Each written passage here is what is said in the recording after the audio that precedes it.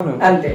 మనం గ్రూపుల్లో లేస్తే చూస్తూనే ఉంటాం, ఎవడో ఒకడు అమ్మాయిని రేప్ చేశాడు, దొంగతనం చేశాడు, మర్డర్ చేసి వచ్చాడు, కమ్యూనిటీలో కలిసిపోయాడు. ఎంత దారుణంగా వీడికి ఒక వెసులుబాటు లాగా తప్పించుకోవడానికి ఒక మార్గం కమ్యూనిటీ దొరుకుతుంది. పరకాయ ప్రవేశం చేసేస్తున్నారు. అవును, అసలు డబ్బులు సంపాదించడం చేతగాక, లేకపోతే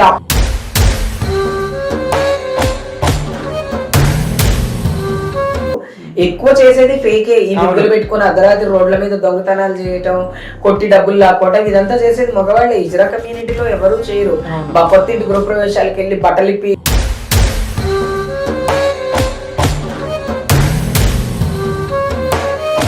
ప్రేమ కొందరి జీవితాల్లో ఆనందాన్ని, ఒక్కరిద్దరు ఫ్యూ పీపుల్ జీవితాల్లో ఆనందాన్ని తీసుకొస్తే చాలా మంది జీవితాల్లో విషాదాన్ని మిగులుస్తుంది. What you discover, what is love according to you, and దాని గురించి డిస్క్రైబ్ చేయండి. ప్రేమ అంటే నా దృష్టిలో భగవంతుడు. కానీ ఇక్కడ ప్రేమ పేరు చెప్పి నేను నీతో నిజంగా పడుకోవాలి అనుకుంటే నాతో నువ్వు పడుకుంటావా అని అడగండి తప్ప దానికి ప్రేమ అని పేరు పెట్టండి.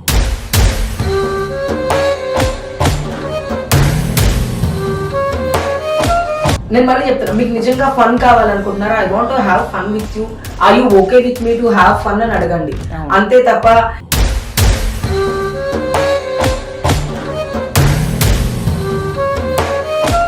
చంద్రం వచ్చి ఇంగ్లీష్ లో మాట్లాడితే వీడు సెట్ అవుతాడు అని మాట్లాడే అంత రేంజ్ లో ఉండేది.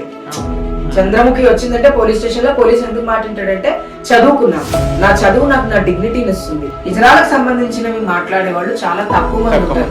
మరి అదేంటో గానీ ఇన్ని సంవత్సరాల తెలంగాణ చరిత్రలో 2 సంవత్సరాల నుంచి డైరెక్ట్ గా సీఎం గారే ఇజ్రాయల్ గురించి మాట్లాడటం చాలా ఆశ్చర్యం. 176 కంట్రీస్ లో the first CM of Telangana has given jobs. అది మిరాకిల్, అది వరల్డ్ రికార్డ్ లో చెప్పుకోవచ్చు. ఇంకా మన కమ్యూనిటీ ట్రాన్స్ అనగానే దానికి సంకేతం తాళి. అసలు తాళి ఎలా పుట్టుకొచ్చింది, వాట్ యు డిస్క్రైబ్ తాళి గురించి? ఈ తాళి నా దృష్టిలో ఇది శివుడి డమరుక నాదంతో సమానం, లేకపోతే ఓంకార నాదంతో సమానంగా తీసుకుంటాం.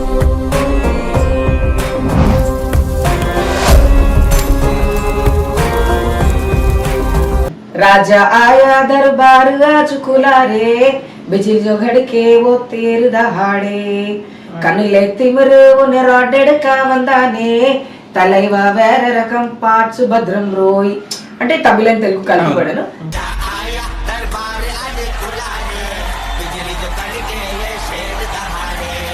బట్ వన్ థింగ్, ఆయన లేచి నిలబడి చప్పట్లు కొట్టడము నేను పాడినప్పుడు అనేది నాకు లైఫ్ లో చాలా most memorable thing in my life అని చెప్పుకోవచ్చు.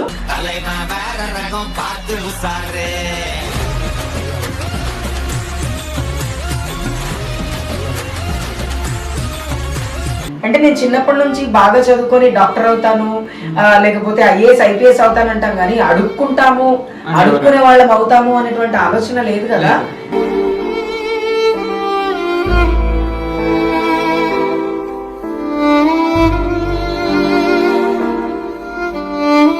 మీ లైఫ్ లో మీరు లోగా ఫీల్ అయిన బాగా బాధపడిన ఇన్సిడెంట్స్ కొన్ని? ఫస్ట్ ఆఫ్ ఆల్ ఒకటే, ఫస్ట్ నేను చీర కట్టుకొని నేను సర్జరీకి వెళ్ళేటప్పుడు, నా సర్జరీ జూలై 14th రోజు నా సర్జరీ అయింది. సర్జరీకి వెళ్ళేటప్పుడు నేను ఢిల్లీ వెళ్ళా సర్జరీ చేయించుకోవడం కోసం. అంత పెద్ద సర్జరీ చేయించుకోవడానికి వెళ్తున్నాను, అమ్మకి చెప్పాలా, ఎవరికి చెప్పాలా, కమ్యూనిటీకి తెలుసు, ఎవరూ లేరు నాతో, ఎవరూ రాలా.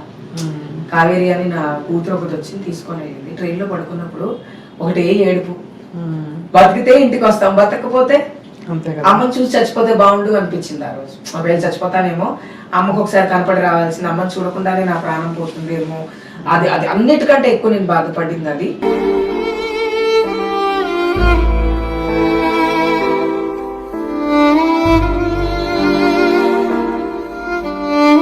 హాయ్ హలో అందరికీ నమస్కారం, welcome back to my channel heart talks with Arshini.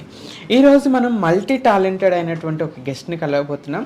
యాంకర్గా, యాక్టర్గా, లైక్ డాన్సర్గా, మల్టిపుల్ రంగాల్లో తనదైన స్థాయిల్లో దూసుకుపోతున్న వ్యక్తి ఇప్పటికే మీకు అర్థమైపోయి ఉంటుంది, నన్నదరిదని చంద్రముఖి మూవల గారు. ఈరోజు తనను కలిసి మరిన్ని విషయాలు మీ అందరి కోసం షేర్ చేసుకుంటాం. హాయ్ వదిన, ఎలా ఉన్నావు? యు లుక్ గార్జియస్ ఇన్ లంగా ఓని. ఇద్దరం సేమ్ కదా, ట్విన్స్ కదా మనం. యా. సో 66 కళల్లో ఏ కళలో తీసిపోయినట్టుగా అన్ని రంగాల్లో ముందుకెళ్తూ ఉంటావు. కళ నాకు రాదు. ఏంటి? దొంగతనం. అది రాకపోవటమే మంచిదిలే. మనసులు దొంగతనం చేశాను కానీ వస్తువులు దొంగతనం. నైస్. దానికన్నా పెద్ద దొంగతనం ఏముంటది అసలు. అయితే సో వదిన, నీ లైఫ్ ఎంతో మందికి ఇన్స్పిరేషన్గా, ఎంతో మందికి మోటివేషన్గా, కమ్యూనిటీకి, ఇటు సొసైటీకి ఒక రోల్ మోడల్గా నీ లైఫ్ ముందుకెళ్తుంది. అసలు నీ లైఫ్ ఇలా మారటానికి కారణం ఏంటి? మిమ్మల్ని మీరు ఎలా మౌల్డ్ చేసుకున్నారు? యాక్చువల్లీ చైల్డ్హుడ్ అంటారా, చైల్డ్హుడ్లో అందరూ ట్రాన్స్ఫర్మేషన్స్ పడే ప్రాబ్లమ్సే. కాకపోతే నేను 90s లో పుట్టాను కాబట్టి మొబైల్ అనేది దూరంగా ఉండి, అండ్ ఇంత కమ్యూనికేషన్ లేదు, గూగుల్ అనేది లేదు మా కాలంలో, కాబట్టి ఎక్కువ కొంచెం కష్టపడ్డాను నేను. అంటే నన్ను నేను గుర్తించుకోవడానికి, అంటే నేను పుట్టడం బయాలజికల్గా అబ్బాయిగా పుట్టాను, కానీ నాలో ఉన్నవన్నీ ఆడ లక్షణాల వల్ల నేను ఎక్కువగా ఫిమినిన్గా ఉండేదాన్ని. ఈ ఫిమేల్ నా బాడీలో ఎప్పుడైతే ఈ ఆడతనం పెరిగి పెరిగి పెరిగి పెరిగిందో, కొంచెం పెరిగినప్పుడు కొంతమంది ఫ్రెండ్స్ దూరం అయ్యారు, ఇంకొంచెం ఆడతనం పెరిగినప్పుడు పక్కన చుట్టుపక్కల నైబర్స్ మిస్ అయ్యారు, ఇంకొంచెం ఆడతనం పెరిగినప్పుడు తల్లిదండ్రులు మిస్ అయ్యారు, పూర్తిగా ఆడదాన్ని అయిపోయినప్పుడు చీకట్లోకి వచ్చేసాను. అంటే ఎట్లా అంటే సొసైటీకి నాకు ఎటువంటి సంబంధం లేకుండా నిర్మానుష్యమైన ప్లేస్లో ఎట్లాగైతే ఉంటామో అలా ఉండిపోవాల్సి వచ్చింది. అలా ఉండిపోతున్నప్పుడు ఏమైందంటే, నాకు నిజంగా చీర కట్టుకొని నేను కమ్యూనిటీలోకి వచ్చేంత వరకు కమ్యూనిటీ ఏం చేస్తారో నాకు తెలియదు. అలాంటి నన్ను నా కమ్యూనిటీయే సపోర్ట్ చేసింది. సుమాన్ ఉంటారు ఇంద్రనగర్లో, సుమక్క అని, అక్కే నాకు 2-3 రోజులు భోజనం కూడా పెట్టారంటే అప్పుడు ఏం చేసి డబ్బులు సంపాదించాలో తెలియదు. అలాంటి టైంలో ఫస్ట్ నేను చేసింది బెగ్గింగ్, అడుక్కోవటం. షాప్స్ ఇలా అడుక్కోవాలి అని చెప్తే ఒకరోజు వెళ్ళాను, బాగా కాళ్ళ నొప్పులు వచ్చి ఇంటికి వచ్చేసా. అమ్మో ఇలా అడుక్కోవటం నా వల్ల కాదు, ఒకళ్ళు ఇస్తున్నారు ఒకళ్ళు ఇవ్వట్లేదు, అడుక్కోవటం ఎంత కష్టంగా ఉంటుంది అనేది నాకు అప్పటి వరకు తెలియదు. అంటే నేను చిన్నప్పటి నుంచి బాగా చదువుకొని డాక్టర్ అవుతాను, లేకపోతే ఐఏఎస్ ఐపీఎస్ అవుతాను అంటాం, కానీ అడుక్కుంటాము, అడుక్కునే వాళ్ళం అవుతాము అనేటువంటి ఆలోచన లేదు కదా. నన్ను బాగా ఇబ్బంది పెట్టింది. చాలా రోజులు నేను ఆ మానసిక క్షోభ పడ్డ తర్వాత 2011లో అలయన్స్ ఇండియా పహచాన్ అని నేషనల్ ఎన్జిఓ, ఆంధ్రప్రదేశ్లో ఉన్నాం అప్పుడు మనం. అప్పుడు వాళ్ళు ఇంటర్వ్యూస్ పెట్టారు, ట్రాన్స్ విమెన్ కి సంబంధించిన ఆఫీస్లో మేనేజర్ కావాలి, ప్రోగ్రామింగ్ మేనేజర్ కావాలి అంటే అప్పుడు నేను ఇంటర్వ్యూకి వెళ్ళడం జరిగింది. అది నా ఫస్ట్ స్టెప్. ఆగస్ట్ 15, 2011 నేను ఇంటర్వ్యూ ఇచ్చి జాబ్ లో జాయిన్ అయిన రోజు. జాబ్ లో జాయిన్ అయిన తర్వాత ఏం చేయాలి, కంప్యూటర్ని ఎలా ఆన్ చేయాలి, ఎందుకంటే బీకామ్ కంప్యూటర్స్ అంటే మొత్తం కంప్యూటరే చెప్పరు కదా, ఏదో 1 గంట 2 గంటలు కంప్యూటర్ చెప్తారు. డెస్క్టాప్ గురించి చెప్పేవాళ్ళు, విండోస్ గురించి చెప్పేవాళ్ళు. ఇవన్నీ చదువుకొని ఈ కమ్యూనిటీలోకి వచ్చిన తర్వాత మనం మాక్సిమం అన్ని మర్చిపోయినట్టు అయిపోతాం అనమాట. ఎందుకంటే మన దగ్గర ఉండడానికి ఇల్లే సరిగ్గా లేదు, కంప్యూటర్ ఎక్కడి నుంచి ఉంటది, ఇవన్నీ చాలా ఇబ్బందికరమైనటువంటి టైమ్స్ లో అనమాట. సిస్టమ్ ఎలా ఆన్ చేయాలి, ఎలా ఆఫ్ చేయాలి, మౌస్ ని ఎలా యూజ్ చేయాలి, అండ్ ఎలా రాయాలి, ఎలా టైప్ చేయాలి, ఇదంతా ఒక చాలా పెద్ద టాస్క్ గా తీసుకున్నాను. ఒకరోజు మా సీనియర్ కమ్యూనిటీ లీడర్, తను నేషనల్ అడ్వకేసీ ఆఫీసర్ గా ఇండియాకి పనిచేస్తున్నారు, ఆవిడ వచ్చి మీరు ముఖానికి మేకప్ వేసుకోవడానికి తప్ప ఇంకా దేనికి పనికిరారు అని చెప్పి తిట్టి వెళ్ళారు. తిట్టి వెళ్ళిన తర్వాత నేను ఇంకా ఎక్కువ ఫోకస్ చేశాను అనమాట వర్క్ చేయడం. అప్పుడు 56 రిజిస్టర్స్ ఉండేవి, counselling register, advocacy register, crisis management register, attendance register, staff registers, ఇట్లా చాలా స్టేక్ హోల్డర్స్ రిజిస్టర్స్, ఇట్లా చాలా రిజిస్టర్స్ ఉండేవి అనమాట. అవన్నీ మాన్యువల్ గా రాయాలి, తర్వాత సిస్టమ్ లో వాటిని మళ్ళీ పెట్టాలన్నమాట. సో అది చాలా ఇబ్బంది అయ్యేది నాకు, బట్ కష్టపడి చేశాను. అండ్ ఫైనల్ గా the best programming officer of పహచాన్ తీసుకున్నాను నేను, అయ్యర్ అవార్డు కూడా. కష్టపడ్డా, రాత్రి పగలు రాస్తూనే ఉండేది, రామకోటి రాసినట్టే. మళ్ళీ ప్రొనౌన్సియేషన్ కరెక్ట్ గా ఉండాలి, స్పెల్లింగ్స్ కరెక్ట్ గా ఉండాలి, అన్ని చెక్ చేసుకోవాలి. బట్ నాకు ఆ జాబ్ రావటం ఏంటి అంటే it's boost for a community.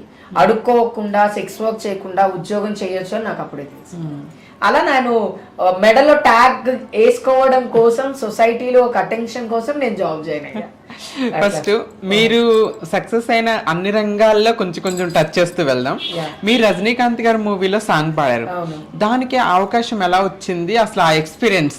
Actually అవకాశం అంటే బిగ్ బాస్ రాహుల్ అన్నయ్య నాకు బిగ్ బాస్ కంటే ముందు ఆయన ఒక ఆల్బమ్ చేసినప్పుడు నుంచి పరిచయం అన్నయ్య. ఆల్బమ్ రిలీజ్ అప్పుడు కొంచెం ఏదో చిన్న క్రైసిస్ ఉంటే నేను మాట్లాడి హెల్ప్ చేశాను. ఓ రోజు రాత్రి 1 గంటకు కాల్ చేశాడు. కాల్ చేసి అన్నయ్య 2019లో కాల్ చేసి, చంద్రముఖి నువ్వు సాంగ్ బాగా పాడతావు, నీ వాయిస్ బాగుంటది, నువ్వు పాట పాడతావా అంటే ఇది ఏ సినిమాలో అని అడిగితే అనిరుద్ మాచిరాజ్ గారి మ్యూజిక్ డైరెక్షన్ లో అన్నారు. ఆయన ఎవరు అని అడిగా. లిటరలీ నాకు మ్యూజిక్ మీద నాలెడ్జ్ లేదు. కొలవేరి సాంగ్ చేసిన డైరెక్టర్ గారు అంటే సరే అన్నయ్య అంటే ఉండు ఆయన లైన్ లో కలుపుతారని కాన్ఫరెన్స్ కాల్ తీసుకున్నారు. కాన్ఫరెన్స్ కాల్ లో ఆయన 2 వర్డ్స్ పాడమని చెప్పారు. మీరు రెగ్యులర్ గా పాడే పాట ఏంటి? ఆ పాట పాడతాను, ఎందుకంటే అది కమ్యూనిటీ పాట. హాయ్ రే లల్లా మేరే జియో రే లల్లా మేరా ఘర్ ఆయా బాల్ గోపాల్. ఈ సాంగ్ ని నేను అది ఆడియో టెస్ట్ లో పాడాను అనమాట. పాడితే okay you are selected for the song అని చెప్పారు. ఆన్ కాల్ అయిపోయింది. ఫోన్ పెట్టేశాను. నెక్స్ట్ డే మార్నింగ్ కాల్ చేసి చంద్రముఖి నువ్వు సెలెక్ట్ అయ్యావు సాంగ్ పాడడానికి, ఇంకొక 2 ట్రాన్స్ మూమెంట్స్ ని కూడా నీకు తెలిసిన వాళ్ళు ఎవరైనా మంచిగా పాడేవాళ్ళు ఉంటే వాళ్ళని తీసుకొని వచ్చి, ఎందుకంటే నువ్వు లీడ్ సింగర్ నువ్వే కాబట్టి కోరస్ మేము అడ్జస్ట్ చేసుకుంటామని చెప్పారు. సర్లే అని మేము ఫ్లైట్ బిజినెస్ క్లాస్, డొమెస్టిక్ కాదు బిజినెస్ క్లాస్ లో ఫ్లైట్ వేశారు. అంటే మామూలుగా బిజినెస్ క్లాస్ అంటే చాలా రేర్ గా వెళ్తాం, డొమెస్టిక్ రెగ్యులర్ గా వెళ్తాం. చాలా బాగుంది. సో వెళ్ళేటప్పుడు ఒక డిఫరెంట్ ఎంజాయ్మెంట్. బాగా వర్షాలు పడుతున్నాయి, తమిళనాడులో తుఫాన్. వెళ్ళాము, దిగిన తర్వాత నాకు వాట్సాప్ లో సాంగ్ ది లిరిక్స్ పంపించారు. రాజా ఆయా దర్బారు ఆచుకులారే బిజిల్ జో ఘడ్కే ఓ తేరు దహాడే కన్నులే తిమిరు ఉనే రాడెడ్ కా వందానే తలైవా వేరే రకం పార్ట్స్ భద్రం రోయ్. అంటే తమిళ అని తెలుగు కలిపి పడాను.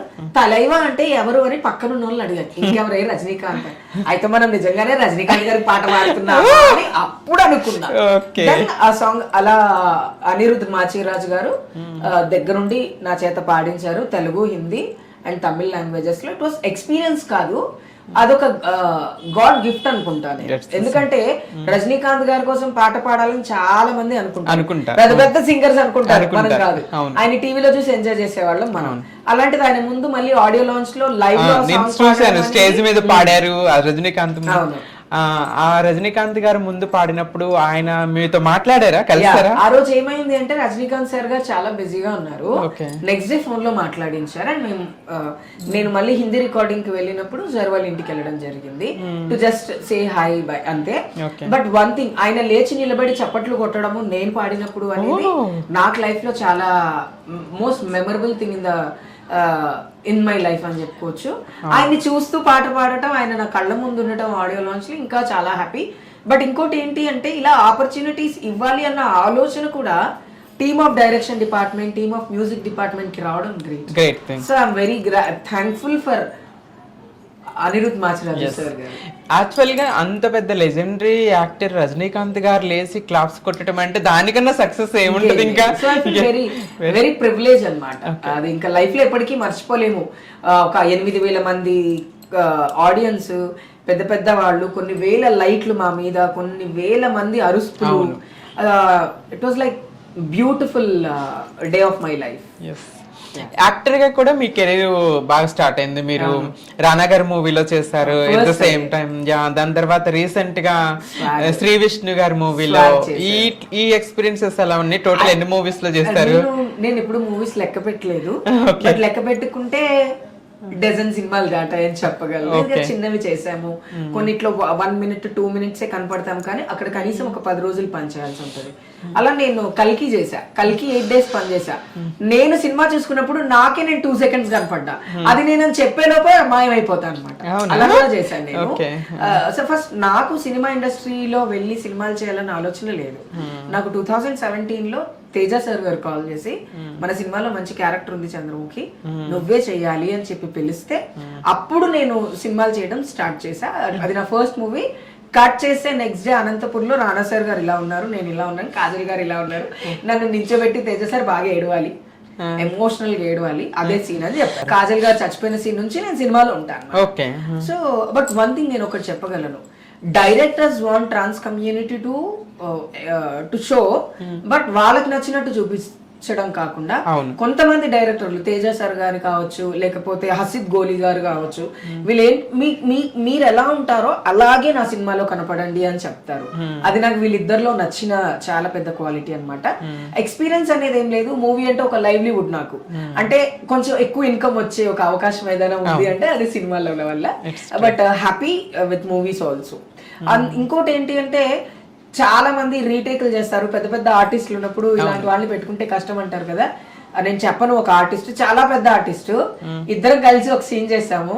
ఆర్టిస్ట్ 2 సార్లు తప్పు చేశాడని సీన్ ఎడిట్ చేయించారంట. డైరెక్టర్ గా చెప్పారు, నీ సీన్ నేను పెడతానంటే ఆర్టిస్ట్ వద్దన్నారు. అమ్మాయి చాలా బాగా చేసింది, నాకంటే ఎక్కువ ఏడ్చి బాగా చేసింది, ఆ అమ్మాయి ఎమోషనల్ గా ఉంది, ఆ సీన్ కట్ చేసేయండి అన్నారు. అంటే అంత కాంపిటీషన్ ఉంటుంది ఫిలిం ఇండస్ట్రీలో. బట్ ఒకటైతే చెప్పగలము, ఎందుకంటే వాళ్ళు పడ్డ స్ట్రగుల్స్ లో చాలా కష్టాలు పడతారు కాబట్టి ఏడవాలి అంటే వేరే వాళ్ళకి అవసరమేమో కానీ మనకి మన గతం తెలుసుకుంటే కళ్ళలో నీళ్ళు వస్తాయి. సో మూవీస్ లో అంటే it's just okay to do. And నేను చేసిన క్యారెక్టర్స్ అన్ని పక్కా ట్రాన్స్ ఉమెన్ క్యారెక్టర్స్, హిజ్రా పాత్రలే చేశాను. ఆ పాత్రలు చూసి సొసైటీలో గౌరవం పెరిగేటువంటి పాత్రలే తప్ప డిస్క్రిమినేట్ చేసే పాత్రలు నేను చేయలేదు, చాలా వచ్చాయి. అవును, ఇప్పుడు ఆ పాత్రల గురించి మనకి టాపిక్ వచ్చింది కాబట్టి మనం డిస్కస్ చేసుకోవాల్సిన విషయం యాక్చువల్ గా, మనం ఫిల్మ్ ఇండస్ట్రీలో మీరు కూడా ఫిల్మ్ ఛాంబర్ ముందు కూర్చొని ఫైట్ చేస్తారు, ఇప్పుడు మనం కూడా మీడియాలో వాయిస్ రైజ్ చేస్తున్నాం మన ఇద్దరం. అసలు trans women characters trans womens కి ఇవ్వకుండా సిస్ జెండర్ పర్సన్ అయిన మెన్స్ కి ఫీమేల్స్ కి ఇస్తున్నారు, మనకి ఫీమేల్ క్యారెక్టర్స్ ఇవ్వడానికి ముందుకు రారు. దీనికి కారణం ఏంటంటే ఎలాంటి మార్పులు రావాలి మనకి ఇండస్ట్రీలో? యాక్చువల్లీ ఇండస్ట్రీ అనేది ఏంటి అంటే, ఒక సినిమా నడవాలి అంటే ఫేమస్ యాక్టర్స్ ని పెట్టుకొని తీస్తే నడిచే రోజులు పోయాయి. కంటెంట్ బాగుంటే రోడ్డు మీద అసలు అబ్బాయి ఎవ్వరికి తెలియని ఒక అబ్బాయితో సినిమా తీసినా కూడా సోషల్ ప్లాట్ఫామ్ పెరిగింది. లైక్ ఓటీటీస్ వచ్చాయి. ఇప్పుడు ఒకప్పుడు సంక్రాంతికి సినిమాలు వచ్చాయి, లేకపోతే దసరాకి వచ్చాయి, లేకపోతే సమ్మర్ హాలిడేస్ లో వచ్చి. ఇప్పుడు అలా లేదు, ప్రతిరోజు ఏదో ఒక సోషల్ ప్లాట్ఫామ్స్ లో సినిమా రిలీజ్ అవుతుంది. నేనేం చెప్తాను అంటే డైరెక్టర్స్ మైండ్ సెట్ చేంజ్ అవ్వాలి. ఇప్పుడు ఆడపిల్లలాగా ఉన్నాము అంటే ఆడపిల్లల క్యారెక్టర్ చేయగలుగుతాం కదా. ఇప్పుడు నేను ఒక సినిమాలో ఒక అమ్మాయిలాగే చేస్తున్నాను, విమెన్ క్యారెక్టరే చేస్తున్నాను. ట్రాన్స్జెండర్స్ క్యారెక్టర్ మాత్రమే చేయాలని ఏమీ లేదు. ఇక్కడ ఏంటి అంటే వాళ్ళు ఏమనుకుంటారంటే వీళ్ళ కమ్యూనికేషన్ ప్రాబ్లం అవుతుంది వీళ్ళతోటి కాబట్టి అని మనం పక్కన పెడతారేమో నేను అనుకుంటాను. బట్ ఇంకొకటి ఏంటంటే ఆడవాళ్ళు ఎవరైతే మన ట్రాన్స్జెండర్స్ క్యారెక్టర్స్ చేస్తారో వాళ్ళకి చాలా ఫేమ్ వస్తుంది, చాలా ఫేమస్ అయిపోతున్నారు వాళ్ళు. అరే ఒక ట్రాన్స్జెండర్ పాత్ర కష్టపడి, అదే నిజంగా ట్రాన్స్జెండర్ చేస్తే ఆ సినిమా ఇంకా హిట్ అవుతుందని ఎందుకు ఆలోచించట్లేదు?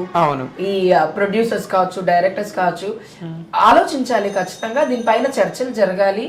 అండ్ దీనిపైన ఒక మంచి ఏమంటారు, ఒక చట్టం లాంటిది ఏదైనా రావాలి. ఎందుకంటే ఇప్పుడు ఫిలిం ఛాంబర్స్ లో వాళ్ళు ఉన్నారు, ఖచ్చితంగా ఈ క్యారెక్టర్స్ వీళ్ళే ఇప్పుడు ఒక సినిమాలో మనం చూసాం, చాలా పెద్ద హీరో ట్రాన్స్జెండర్ క్యారెక్టర్ చేశారు. సరే చేశారు, చుట్టుపక్కల రియల్ ట్రాన్స్జెండర్స్ ని పెట్టుకోవాలి కానీ వేశారు. ఇప్పుడు నేను చేసిన స్వాగ్ సినిమా ఉంది, దాంట్లో శ్రీ విష్ణు గారు లీడ్ రోల్ చేశారు, ఆయన తర్వాత లీడ్ రోల్ నాది. ఆ సినిమా మొత్తం 30 మంది రియల్ ట్రాన్స్జెండర్స్ చేశారు. నేను ఏమన్నానంటే we need livelihood option in film industry also. ఇలాంటి సినిమాలు చేసేటప్పుడు రియల్ ట్రాన్స్ కమ్యూనిటీని పెట్టుకుంటే వాళ్ళకి కూడా లైవ్లీవుడ్ ఆప్షన్ వస్తుంది కదా, అలా కూడా ఆలోచించాలి. అండ్ ఐ లిటరలీ అబ్జెక్ట్, నేను వ్యతిరేకిస్తాను ఒక అమ్మాయి ట్రాన్స్జెండర్ క్యారెక్టర్ చేయడం కాదు, రియల్ గా ట్రాన్స్జెండర్ క్యారెక్టర్ చేస్తే ఆ సినిమా ఇంకా బాగా కనిపిస్తుంది సొసైటీకి.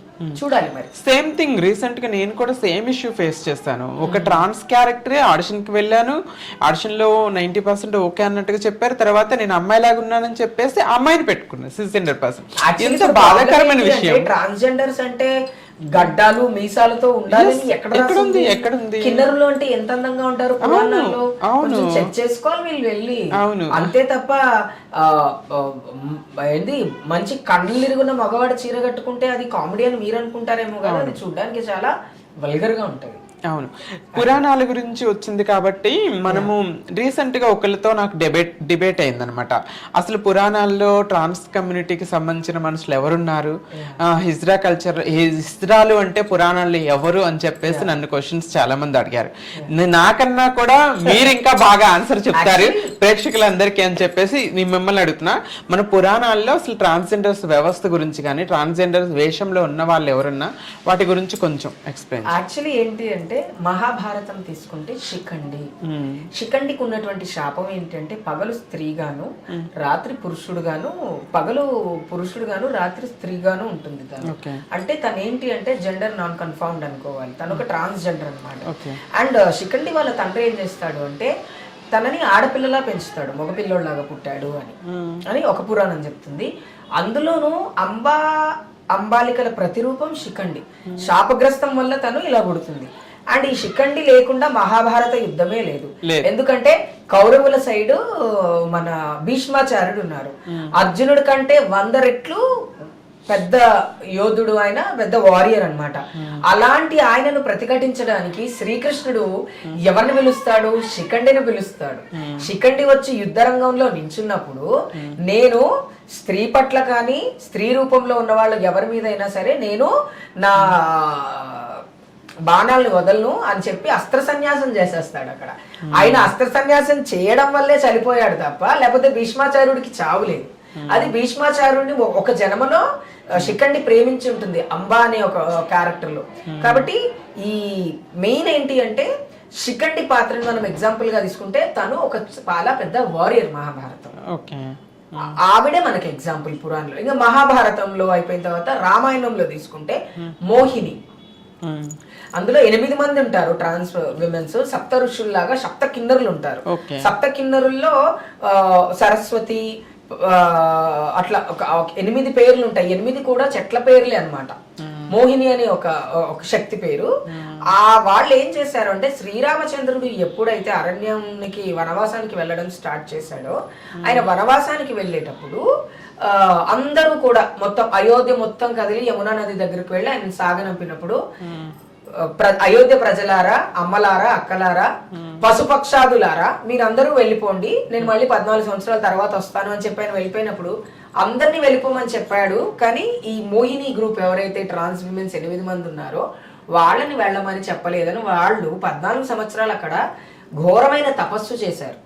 ఆయన రిటర్న్ వచ్చిన తర్వాత ఆ తపస్సుకు మెచ్చి వాళ్ళకి ఇచ్చిన వాక్ సిద్ధి, మీరు కలియుగాంతం మీ దీవెన ఫలిస్తుంది అని ఆయన ఆశీర్వదించాడు. కాబట్టి ఇప్పటికీ కూడా మన హిజ్రాల చేత ఆశీర్వాదం తీసుకోవడం, మన దగ్గర 1 రూపీ కాయిన్ తీసుకోవడం, కొత్త పెళ్లి కూతురికి మన చేత పసుపు పెట్టించడం, చిన్న పిల్లలు పుట్టినప్పుడు వాళ్ళని ఎత్తుకొని మనం ఆశీర్వదించడం, ఇదంతా కూడా మన హిందూ సనాతన ధర్మంలో చాప్టర్లుగా రాసింది. హిస్టరీని ఎవ్వరు చదవరు. కాబట్టి హిస్టరీలో ఇవన్నీ ఉన్నాయి. సో మన పురాణాల్లో చెప్పుకుంటే మహాభారతంలో కావచ్చు, రామాయణంలో కావచ్చు, సత్యయుగంలో కావచ్చు, లేకపోతే ఒక 400 సంవత్సరాలు మొఘల్ కాలంలో చూసుకున్నా కూడా ట్రాన్స్ కమ్యూనిటీ వాళ్ళకు ఒక ప్రత్యేకమైనటువంటి స్థానం ఉంది. అవును, అర్ధనారీశ్వరుడిగా శివుని కూడా మనం పూజిస్తాం. సో మొఘలుల కాలం ఇటు వచ్చింది కదా, అప్పటి కాలంలో మనకి ఒక రెస్పెక్టబుల్ హోదా ఉండేది. అప్పటికి ఇప్పటికి చేంజెస్ ఎలా వచ్చాయి? బ్రిటిష్ కాలం తర్వాత మన లైఫ్ జర్నీలో మనల్ని కొంచెం చిన్న చూపు చూడటం, దీనికి అసలు ఈ జర్నీ చెప్పుకోను. యాక్చువల్లీ ఏంటి అంటే బ్రిటిష్ ప్రభుత్వం ఎప్పుడైతే మన ఇండియాని, భారతదేశాన్ని పరిపాలించడానికి వచ్చినప్పుడు వాళ్ళు ఫస్ట్ ఎక్కడికి వచ్చారు? మన హైదరాబాద్ లో నిజాం సర్కార్ వాళ్ళ దగ్గరకు వచ్చినప్పుడు వాళ్ళు ఏం చూసారు అంటే ఒక ట్రాన్స్ విమెన్ సైన్యాధ్యక్షురాలుగా ఉంది, నాట్య కళాకారినిగా ఉంది, అండ్ వంటలు చేసే షాహీఖానాలో పెద్ద పెద్ద షెఫ్స్ గా ఉన్నారు. ఇదేంటి మన దేశాల్లో అయితే వీళ్ళని మన ఊర్లో వాడలో కూడా తిరగనివ్వకుండా పక్కన పెట్టేశాము, వాళ్ళని ఎందుకు వీళ్ళు ఇలా ప్రమోట్ చేస్తున్నారు అని చెప్పి సేమ్ పాశ్చాత్య దేశాల్లో ఉన్నటువంటి కల్చర్ ని ఇక్కడ బ్రిటిష్ ప్రభుత్వమే ప్రమోట్ చేసింది. మన పైన ఉన్న డిస్క్రిమినేషన్ కావచ్చు, మన పైన ఉన్నటువంటి చిన్న చూపు కావచ్చు, వివక్షత కావచ్చు, లేకపోతే మమ్మల్ని ఇంకొక రకంగా మనని చూడాలనేది బ్రిటిష్ వాళ్ళు మన దేశాన్ని పాలించడానికి వచ్చినప్పుడు తెచ్చినటువంటి చేంజెస్. అప్పుడు వాళ్లే కదా సెక్షన్ 377 కూడా వాళ్లే పెట్టారు. Same sexes are not allowed in India అనేది వాళ్ళు తీసుకొచ్చిందే. వాళ్ళ వల్లే బహుశా మన భారతదేశంలో మన ట్రాన్స్ విమెన్స్ కి గానీ, హిజ్రా కమ్యూనిటీకి గానీ ఇంత లాస్ జరిగిందని నేను అనుకుంటున్నాను. సో వదిన, ఇప్పుడు సొసైటీలో మనం అడుగడుగునా ఫేస్ చేస్తూనే ఉంటాము. కమ్యూనిటీ వాళ్ళని ఇప్పుడు మనంతం కమ్యూనిటీ గురించి, పురాణాల గురించి, బ్లెస్సింగ్స్ గురించి మాట్లాడుకుంటూ వచ్చాం. మీరు ఎందుకు ఇలా చేస్తున్నారు, మీరు రెస్పెక్టబుల్గా బ్రతకరా, మీరు పని చేసుకోరా అని ప్రశ్నిస్తూ ఉంటారు. పనిచేసే వాళ్ళని మాత్రం ఎంకరేజ్ చేయరు. సో ఇలా దీనిపై నీ అభిప్రాయం? ఇప్పుడు పని చేసుకోండి అని చెప్తున్నారు కదా, అమ్మ నాన్న రోజు కాలేజ్కి వెళ్ళడానికి డబ్బులు ఇచ్చి 3 పూటలా తిండి పెట్టి చదువుకొని మంచి ఉద్యోగాలు చేయండి అంటేనే సొసైటీ ఇంత దిగజారింది. తల్లిదండ్రులు లేకుండా ఇంట్లోంచి బయటికి గెంటేసబడినటువంటి మనము. అండ్ ఇంకా మళ్ళీ చెప్తున్నాను, వచ్చేటప్పుడు మన 10th క్లాస్ సర్టిఫికేట్ ఇమ్మంటే కూడా తల్లిదండ్రులు ఇవ్వరు. మన సర్టిఫికేట్స్ ఇవ్వరు, మనం వేసుకోవడానికి బట్టలు ఇవ్వరు, కొట్టి ఇంట్లోంచి తరిమేస్తే మనం బయటికి వచ్చిన తర్వాత ఎలా బతుకుతాము ఇండివిజువల్ గా? మన కమ్యూనిటీకి ఉన్న సోర్సెస్ ని బట్టే మన కమ్యూనిటీలకి, మన హిజ్రా కల్చర్ కి ఉన్నటువంటి పద్ధతులనే మనం తీసుకున్నాం తప్ప వేరే పద్ధతులను ఎందుకు తీసుకోలేకపోయాము అంటే సొసైటీలో ఉన్నటువంటి వాళ్ళ మైండ్ సెటప్ మారాలి. హిజరాలు అంటే, కొజ్జావాళ్ళు అంటే, ట్రాన్స్జెండర్స్ అంటే అడుక్కోవడానికే పుట్టారు, సెక్స్ వృత్తి చేయడానికే పుట్టలేదు. మేము చాలా పనులు చేయగలం, కానీ అవకాశాలు కావాలి. మీరేమంటారు, మా కార్పొరేట్ కంపెనీస్ లో చాలా వెల్కమింగ్ గా ఉంటది అంటారు, కానీ అందరూ చదువుకున్న వాళ్ళు లేరే కమ్యూనిటీలో.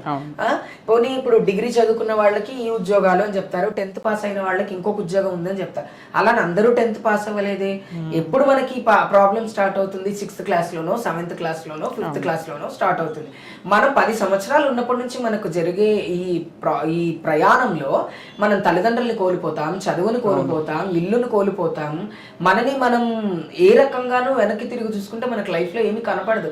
మనమే చీకటి. ఇంకా చాలా మంది సాయంత్రం అవుతో చీకటి వస్తుంది అంటారు, కానీ మనకి సూర్యుడిని చూస్తే భయపడ్డ రోజులు అవి. బయటకు వచ్చి సూర్యుడిని చూస్తే 10 మంది మనం చూసి మనని ఏమంటారో అని భయపడేటువంటి సొసైటీలో మనం బ్రతుకుతున్నాము. సరే, నేను హిజ్రాన్ అనుకుందాం. నేను నించున్న చోట గాలి రాదా, లేకపోతే నేను గాలి పీల్చుకోకుండా బతుకుతున్నానా, నేనున్న చోట వర్షం పడదా, లేకపోతే నేను ఉంటున్న చోట భూకంపం వస్తుందా?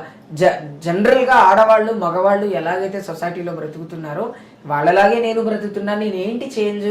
కేవలం నేను పుట్టడం అబ్బాయిలా పుట్టి ఆడపిల్లలాగా మారాను అని చెప్పడం వల్ల మీరు నన్ను ఇంత వివక్షతకు గురి చేస్తున్నారు. వివక్షతతో పాటు మా చదువును లాగేసుకుంటున్నారు, మా తల్లిదండ్రులు లాగేసుకుంటున్నారు, మా స్వేచ్ఛ, మా స్వాతంత్రాన్ని లాగేసుకుంటున్నారు. సో ఈ తప్పెవరిది? సొసైటీదే కదా. నిజంగానే మేము చిన్నగా ఉన్నప్పుడే మా తల్లిదండ్రులు ఎంకరేజ్ చేసి, స్కూల్లో టీచర్స్ మమ్మల్ని ఎంకరేజ్ చేస్తే ఐఏఎస్ ఐపీఎస్ అయ్యేవాళ్ళం కదా మేము కూడా. మేమెందుకు రోడ్ల మీద అడుక్కుంటాం? మా తల్లిదండ్రులు ఏమన్నా మమ్మల్ని రోడ్ల మీద అడుక్కోవడానికి కనలేదు. అండ్ అలాగే మేము చదువుకునేటప్పుడు అడుక్కునే వాళ్ళం అవుతాము, లేకపోతే పెద్దగా అయ్యాక సెక్స్ వర్క్ చేస్తాము అని అనుకోలేదు కదా. అనుకోని మేమేం పెద్దగా అవ్వలేదు.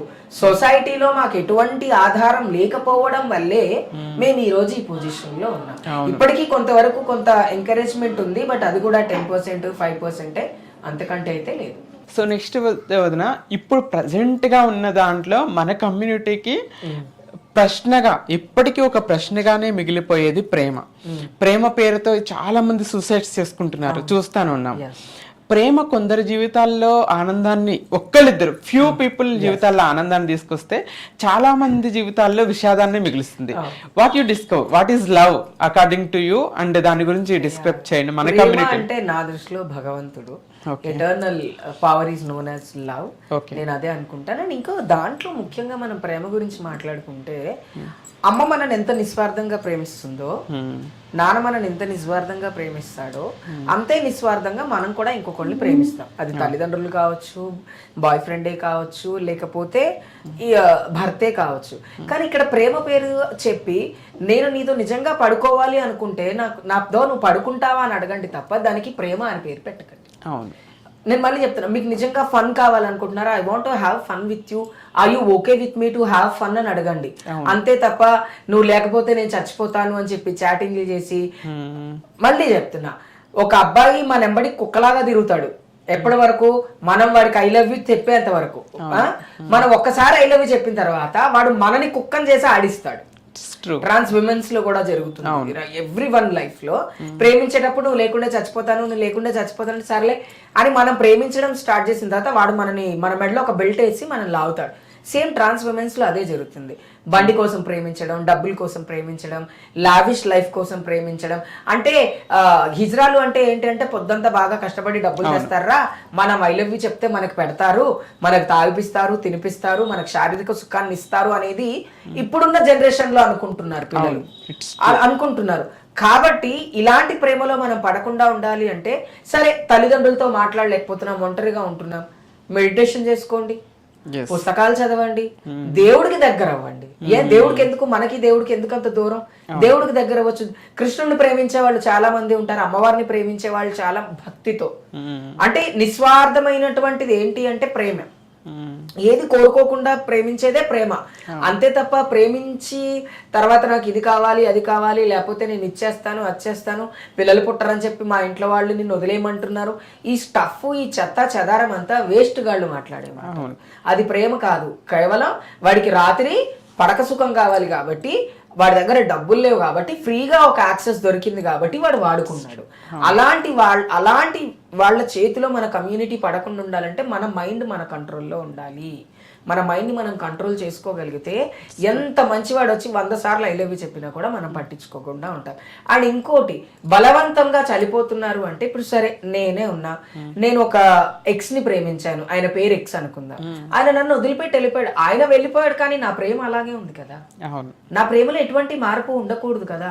వదిలి వెళ్ళిపోయాడని నా ప్రేమ తగ్గిపోతుందా? తగ్గిపోకూడదు. నా ప్రేమ అలాగే ఉండాలి. మనిషి ఉన్నా లేకున్నా ఆ ప్రేమని అంతే ప్రేమగా అనుభూతిస్తూ బ్రతకడమే నిజమైన ప్రేమ. అంతే తప్ప వదిలేసి వెళ్ళిపోయాడని ఊరేసుకొని చనిపోవటం, లేకపోతే ఈ పెట్రోల్ పోసుకొని తగలబెట్టుకోవటం, ఈ నిద్ర టాబ్లెట్లు మింగి చావటం, ఇవన్నీ చేయకూడదు. ఎందుకు చేయకూడదు అంటే, మనము తల్లిదండ్రులు వదిలేస్తే ఒక్క జత బట్టల మీద బయటకు వచ్చి ఒక చాలని బ్రతుకు, తినని కడుపు, కంటికి నిద్రలేని జీవితాలను ఎన్నో రాత్రులు మనం చూసాం. అంతకంటే ఎక్కువ అమ్మా నాన్న కంటే ఎక్కువ ప్రేమ. అమ్మా నాన్న ప్రేమ లేకపోతేనే ఇంత నిలబడగలిగిన మనము, ఆఫ్టర్ ఆల్ ఒక మగవాడి ప్రేమ లేకపోతే బ్రతకలేమా? అంతే కదా. అట్లా అన్నమాట. సో ఇంకా మన కమ్యూనిటీ ట్రాన్స్ అనగానే దానికి సంకేతం తాళి. అసలు తాళి ఎలా పుట్టుకొచ్చింది? వాట్ యు డిస్క్రైబ్ తాళి గురించి? ఈ తాళి నా దృష్టిలో ఇది శివుడి డమరుక నాదంతో సమానం, లేకపోతే ఓంకార నాదంతో సమానంగా తీసుకుంటాను. ఎందుకు తీసుకుంటాను అంటే, మన సత్యయుగంలో చూసుకుంటే దేవతల కాలంలో కిన్నర కిం పురుషులు ఉండేవాళ్ళు. కిన్నరులు అంటే మనము, కిమ్ అంటే స్త్రీలు, పురుషులు అంటే పురుషులు. దేవ దానవ కిన్నర కిం పురుషులు, యక్ష దేవ, ఇట్లా కొన్ని రకాల దాంట్లో అప్పట్లో. ఇప్పుడేమో మనం కంగ్రాచులేషన్స్ అని, హ్యాపీ టు సీ యూ అని, లేకపోతే ఇంకేదో చెప్తున్నాం. కానీ ఒక సంతోషకరమైనటువంటి కార్యం ఏదైనా జరిగినప్పుడు, లేకపోతే ఒక రాక్షస వధ జరిగినప్పుడు, లేదా ఒక సంహారం ఏదైనా జరిగినప్పుడు చప్పట్లు కొట్టేవాళ్ళు.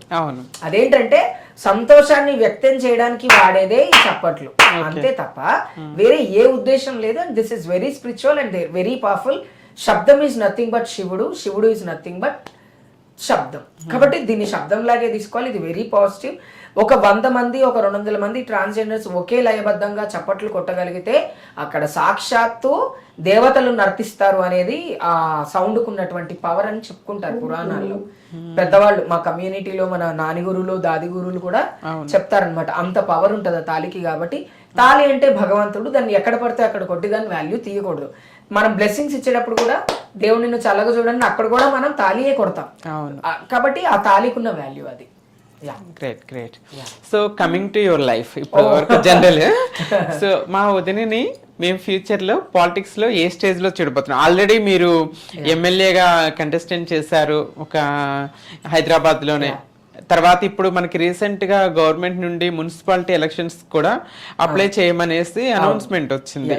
సో మీరు అప్లై చేస్తున్నారా? ఏంటి అంటే, మన హానరబుల్ సీఎం రేవంత్ రెడ్డి గారు ఏం చేశారు అంటే,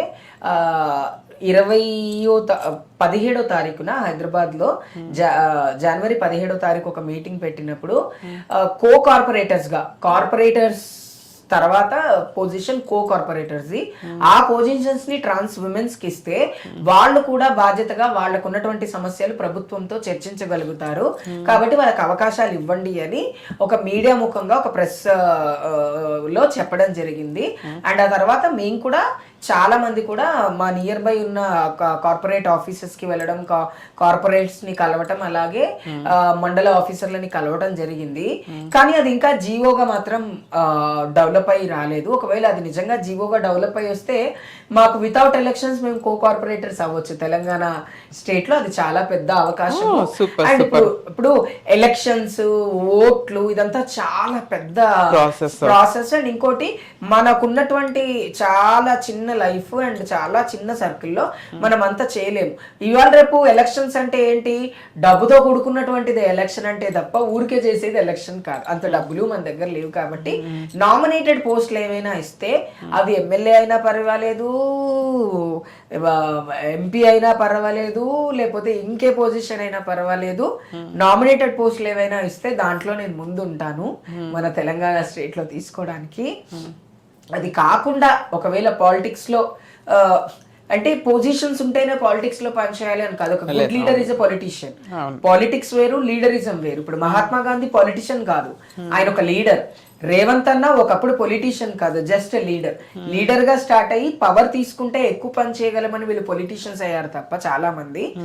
కాబట్టి నేను కూడా ఒక మంచి లీడర్ గా, ఒక సోషల్ కాజ్ కోసం పనిచేసే ఒక కమ్యూనిటీగా ఫస్ట్ పైకి రావాలనుకుంటున్నాను. ఆ తర్వాత ప్రభుత్వం ఇప్పటి వరకు కాంగ్రెస్ ప్రభుత్వం చాలా కమ్యూనిటీకి చాలా ఫేవరే చేశారు. హోమ్ గార్డ్స్ గా తీసుకున్నారు, మెట్రోలో సేఫ్ గార్డ్ ఉమెన్స్ కోసం తీసుకున్నారు. అలాగే రాజకీయ రంగాల్లో కూడా కనీసం 5 మెయిన్ జిల్లాలు ఏవైతే 5 ఉన్నాయో జిల్లాకు ఒకళ్ళనైనా కో కార్పొరేటర్ గా తీసుకుంటే మన హైదరాబాద్ లో నుంచి మన కుత్బుల్లాపూర్ సంబంధించో లేకపోతే లాట్ ఆఫ్ డివిజన్స్ ఉన్నాయి కాబట్టి 6 డివిజన్స్ ఉన్నాయి కాబట్టి ఏ డివిజన్ లో కో కార్పొరేటర్ గా అయినా మీరు ఆశ్చర్యపడే అవసరం లేదు. Very happy to be part of government now. Hopefully next మిమ్మల్ని కో కార్పొరేటర్ గా చూడాలి. కో కార్పొరేటర్ అయినాక మళ్ళీ మీ ఇంటర్వ్యూ తీసుకోవాలని కోరుకుంటున్నాను. మీరు ఎమ్మెల్యేగా కంటెస్టెంట్ చేశారు కదా, ఎక్కడ నుండి కంటెస్టెంట్ చేశారు? పార్టీ తరపు నుండి చేశారా? గోషామహల్ నుంచి కంటెస్ట్ చేశాను. పార్టీ వచ్చి ఈ బిఎల్ఎఫ్ బహుజన లెఫ్ట్ ఫ్రంట్ పార్టీ అని సిపిఎం వాళ్ళ బాడీలో నుంచే చేశాను నేను. అండ్ అంటే నేను ఇండిపెండెంట్ గా ఎప్పుడు చేయలేదు, పార్టీ వాళ్ళు పిలిచి టికెట్ ఇచ్చారు కాబట్టి నేను పార్టిసిపేట్ చేశాను. బట్ ఒకటి, రాజకీయాల్లో ఉండడానికి కారణం ఏంటి అంటే ఎన్నో సమస్యల పట్ల మన ఎంపీలు కావచ్చు, మన ఎమ్మెల్యేలు కావచ్చు, మన కార్పొరేటర్లు కావచ్చు మాట్లాడతారు, కానీ హిజ్రాలకు సంబంధించినవి మాట్లాడే వాళ్ళు చాలా తక్కువ మంది ఉంటారు. మరి అదేంటో గానీ ఇన్ని సంవత్సరాల తెలంగాణ చరిత్రలో 2 సంవత్సరాల నుంచి డైరెక్ట్ గా సీఎం గారే హిజ్రాల గురించి మాట్లాడడం చాలా ఆశ్చర్యం. 176 కంట్రీస్ లో the first CM of Telangana has given jobs. అది మిరాకిల్, అది వరల్డ్ రికార్డ్ లో చెప్పుకోవచ్చు. వేరే కంట్రీస్ కూడా అరే తెలంగాణలో ఒక సీఎం ఇన్ని ఉద్యోగాలు ఇచ్చాడంట ట్రాన్స్ కమ్యూనిటీకి అని మాట్లాడుకోగలుగుతున్నారు. I'm very thankful for Revanth అన్న. At the same time Telangana రాష్ట్రం ఫస్ట్ రాష్ట్రం ట్రాన్స్జెండర్ వెల్ఫేర్ బోర్డ్ స్టార్ట్ చేయటం, ప్రైవేట్ ప్లేస్ స్టార్ట్ చేస్తాం, ఇన్పుట్స్ అన్ని కూడా మన కాంగ్రెస్ ప్రభుత్వం వచ్చిన తర్వాతే జరుగుతున్నాయి. అది మాకు ఇంకా సంతోషంగా ఉంది. ఫ్యూచర్ లో కో కార్పొరేటరే కాదు, మిమ్మల్ని ఎమ్మెల్యేగా చూడాలని, అసెంబ్లీలో మన తరపు గొంతుగా మీరయ్యి మాట్లాడాలని మేము హార్ట్ఫుల్ గా కోరుకుంటున్నాం. You deserve to be. అంటే వన్ థింగ్, ప్రజల కోసం పనిచేసే వాళ్ళు ఎవరికైనా సరే ఖచ్చితంగా ఆ అవకాశం ఇవ్వాలి. ఇప్పుడు ఓన్లీ ఎక్స్క్లూజివ్ గా ట్రాన్స్ ఉమెన్స్ గురించే కాకుండా సొసైటీలో ఉన్నటువంటి మంచి చెడుల గురించి విశ్లేషించి మాట్లాడగలిగి పోట్లాడే ఒక పర్సన్ గా నేను కూడా అనుకుంటా. నాకు తెలిసి నేనే ఎమ్మెల్యే అవ్వాలి అని చాలా సార్లు అనుకున్నా. హోప్ఫుల్లీ అవుతారు. తర్వాత మీరు మీ యాక్టివిజం లో కూడా ఆల్వేస్ ముందుకుంటారు. యాక్టర్ గా యాక్టర్ గా డాన్సర్ గా అన్ని రంగాల్లో పోతూనే at the same time activism, me activism లో మీరు కమ్యూనిటీకి కోసం మీరు చేస్తున్న సర్వీసెస్ ఏ విధంగా ఉంటాయి, అడ్వకేసీ ఎలా చేస్తారు, ఇవన్నీ కూడా? ఏం లేదు, యాక్చువల్లీ అడ్వకేసీ అంటే ఒకప్పుడు పోలీసులకి హిజ్రాల్ అంటే ఏంటో తెలియనప్పుడు నేను జాబ్ చేయడం స్టార్ట్ చేశాను. కాబట్టి ప్రతి పోలీస్ స్టేషన్ తిరిగి కమ్యూనిటీ అంటే ఏంటి, వాళ్ళు ఏం చేస్తారు, వాళ్ళకి ఏ సమస్యలు ఉంటాయి అని నాకు తెలిసి నేను వెళ్ళని పోలీస్ స్టేషనే లేదు మొత్తం హైదరాబాద్ లో. అండ్ తర్వాత తెలంగాణ వ్యాప్తంగా ఇప్పుడు నల్గొండ కావచ్చు, లేకపోతే సిద్దిపేట కావచ్చు, లేకపోతే చాలా పోలీస్ స్టేషన్స్ అన్నమాట. అప్పట్లో ప్రాబ్లమ్స్ జరిగినప్పుడు ఇంత మీడియా ఇది ఉండేది కాదు. డైరెక్ట్ గా రాత్రులు హిజ్రాలను తీసుకెళ్లిపోయి అరెస్ట్ చేసేసి వాళ్ళ పైన లేనిపోని కేసులు పెట్టి వాళ్ళని అరెస్ట్ చేయటము, వాళ్ళని రిమాండ్ చేయటం, ఇట్లాంటివి చేసేవాళ్ళు అనమాట. ఎవరో చేస్తే వీళ్ళు అక్కడ నిలబడతారు కాబట్టి చీకట్లో వీళ్ళే చేశారు అని చాలా మందిని మియాపూర్ పోలీస్ స్టేషన్ లో కావచ్చు, చందానగర్ లో కావచ్చు, లేకపోతే ఇక్కడ ఓల్డ్ సిటీలో కావచ్చు జరిగేవి. అప్పుడు ఏంటంటే మా వాళ్ళు ఏ తప్పు చేయకుండా మా వాళ్ళని ఎందుకు ఇంత హింసిస్తున్నారు అనేటువంటి ఒక వాయిస్ రేస్ చేశాను నేను పోలీస్ డిపార్ట్మెంట్ లో. అట్లా నేను చేయటం వల్ల ఏంటంటే పోలీసుకి నాకు 1-to-1 రెగ్యులర్ గా ఏదైనా ఒకప్పుడే ఎందుకు రాను ఎందుకు వచ్చినావు అంటే మీరు ముందు పద్ధతిగా మాట్లాడండి అని నేను ఎప్పుడైతే ఇంగ్లీష్ లో మాట్లాడితే పోలీస్ ఆయన చల్లబడేవాడు. అందరూ మీరు నమ్ముతారో నమ్మరో ఒక 10 మంది ట్రాన్స్జెండర్ అన్యాయం జరిగినప్పుడు వెళ్తే చంద్రం వచ్చి ఇంగ్లీష్ లో మాట్లాడితే వీడు సెట్ అవుతాడు అని మాట్లాడే అంత రేంజ్ లో ఉండేది. చంద్రముఖి వచ్చిందంటే పోలీస్ స్టేషన్ లో పోలీస్ ఎందుకు మాట్లాడాడంటే చదువుకున్నాం, నా చదువు నాకు నా డిగ్నిటీని ఇస్తుంది. అండ్ ఒకవేళ ఎవరైనా ఇంటరాగేట్ చేసి కూడా లేడీ కానిస్టేబుల్ లేదా అని అడుగుతుండే నేను. మీరు ఎలా చేస్తారు? ఇప్పుడు తనకి దెబ్బలు తగిలాయి, ఒళ్ళంతా దెబ్బలు ఉన్నాయి, మేము హాస్పిటల్కి వచ్చాము, లేడీ డాక్టర్ కాకుండా ఒక మేల్ డాక్టర్ ఎందుకు మమ్మల్ని ఎగ్జామిన్ చేయాలి, గెట్ ఫిమేల్ డాక్టర్ అంత అంటే ప్రతిదీ అడిగి అరిచి తీసుకున్నటువంటి ఒక సర్వీస్ అన్నమాట నేను. దానివల్ల పోలీసులకి నాకు మంచి ఇది ఉందన్నమాట, బాండింగ్ ఉంది. చంద్రముఖి మేడం మీ వాళ్ళు ఇట్లా లొలి చేస్తారు కొంచెం చెప్పండి అని చెప్పడం, లేకపోతే ఇప్పుడు మా వాళ్ళే ఉన్నారు ఊరేసుకొని చచ్చిపోయిన వాళ్ళు ఉన్నారు, లేకపోతే ఈ కొట్టుకుంటారు కొంతమంది మగవాళ్ళు, బ్లేడ్ లేయటము, బీర్ బాటిల్తో కొట్టడము. ఇప్పుడు అప్పుడు ఏమైందంటే ఒకప్పుడు కేసులు తీసుకునే వాళ్ళు కాదు, ఇప్పుడు హిజ్రా కమ్యూనిటీ వాళ్ళు వెళ్తే కూర్చోబెట్టి కేసులు తీసుకుంటున్నారు. అంటే నాలాంటి వాళ్ళు ఎంతో మంది కష్టపడ్డారు, నేను ఒక్కదాన్నే అని చెప్పను.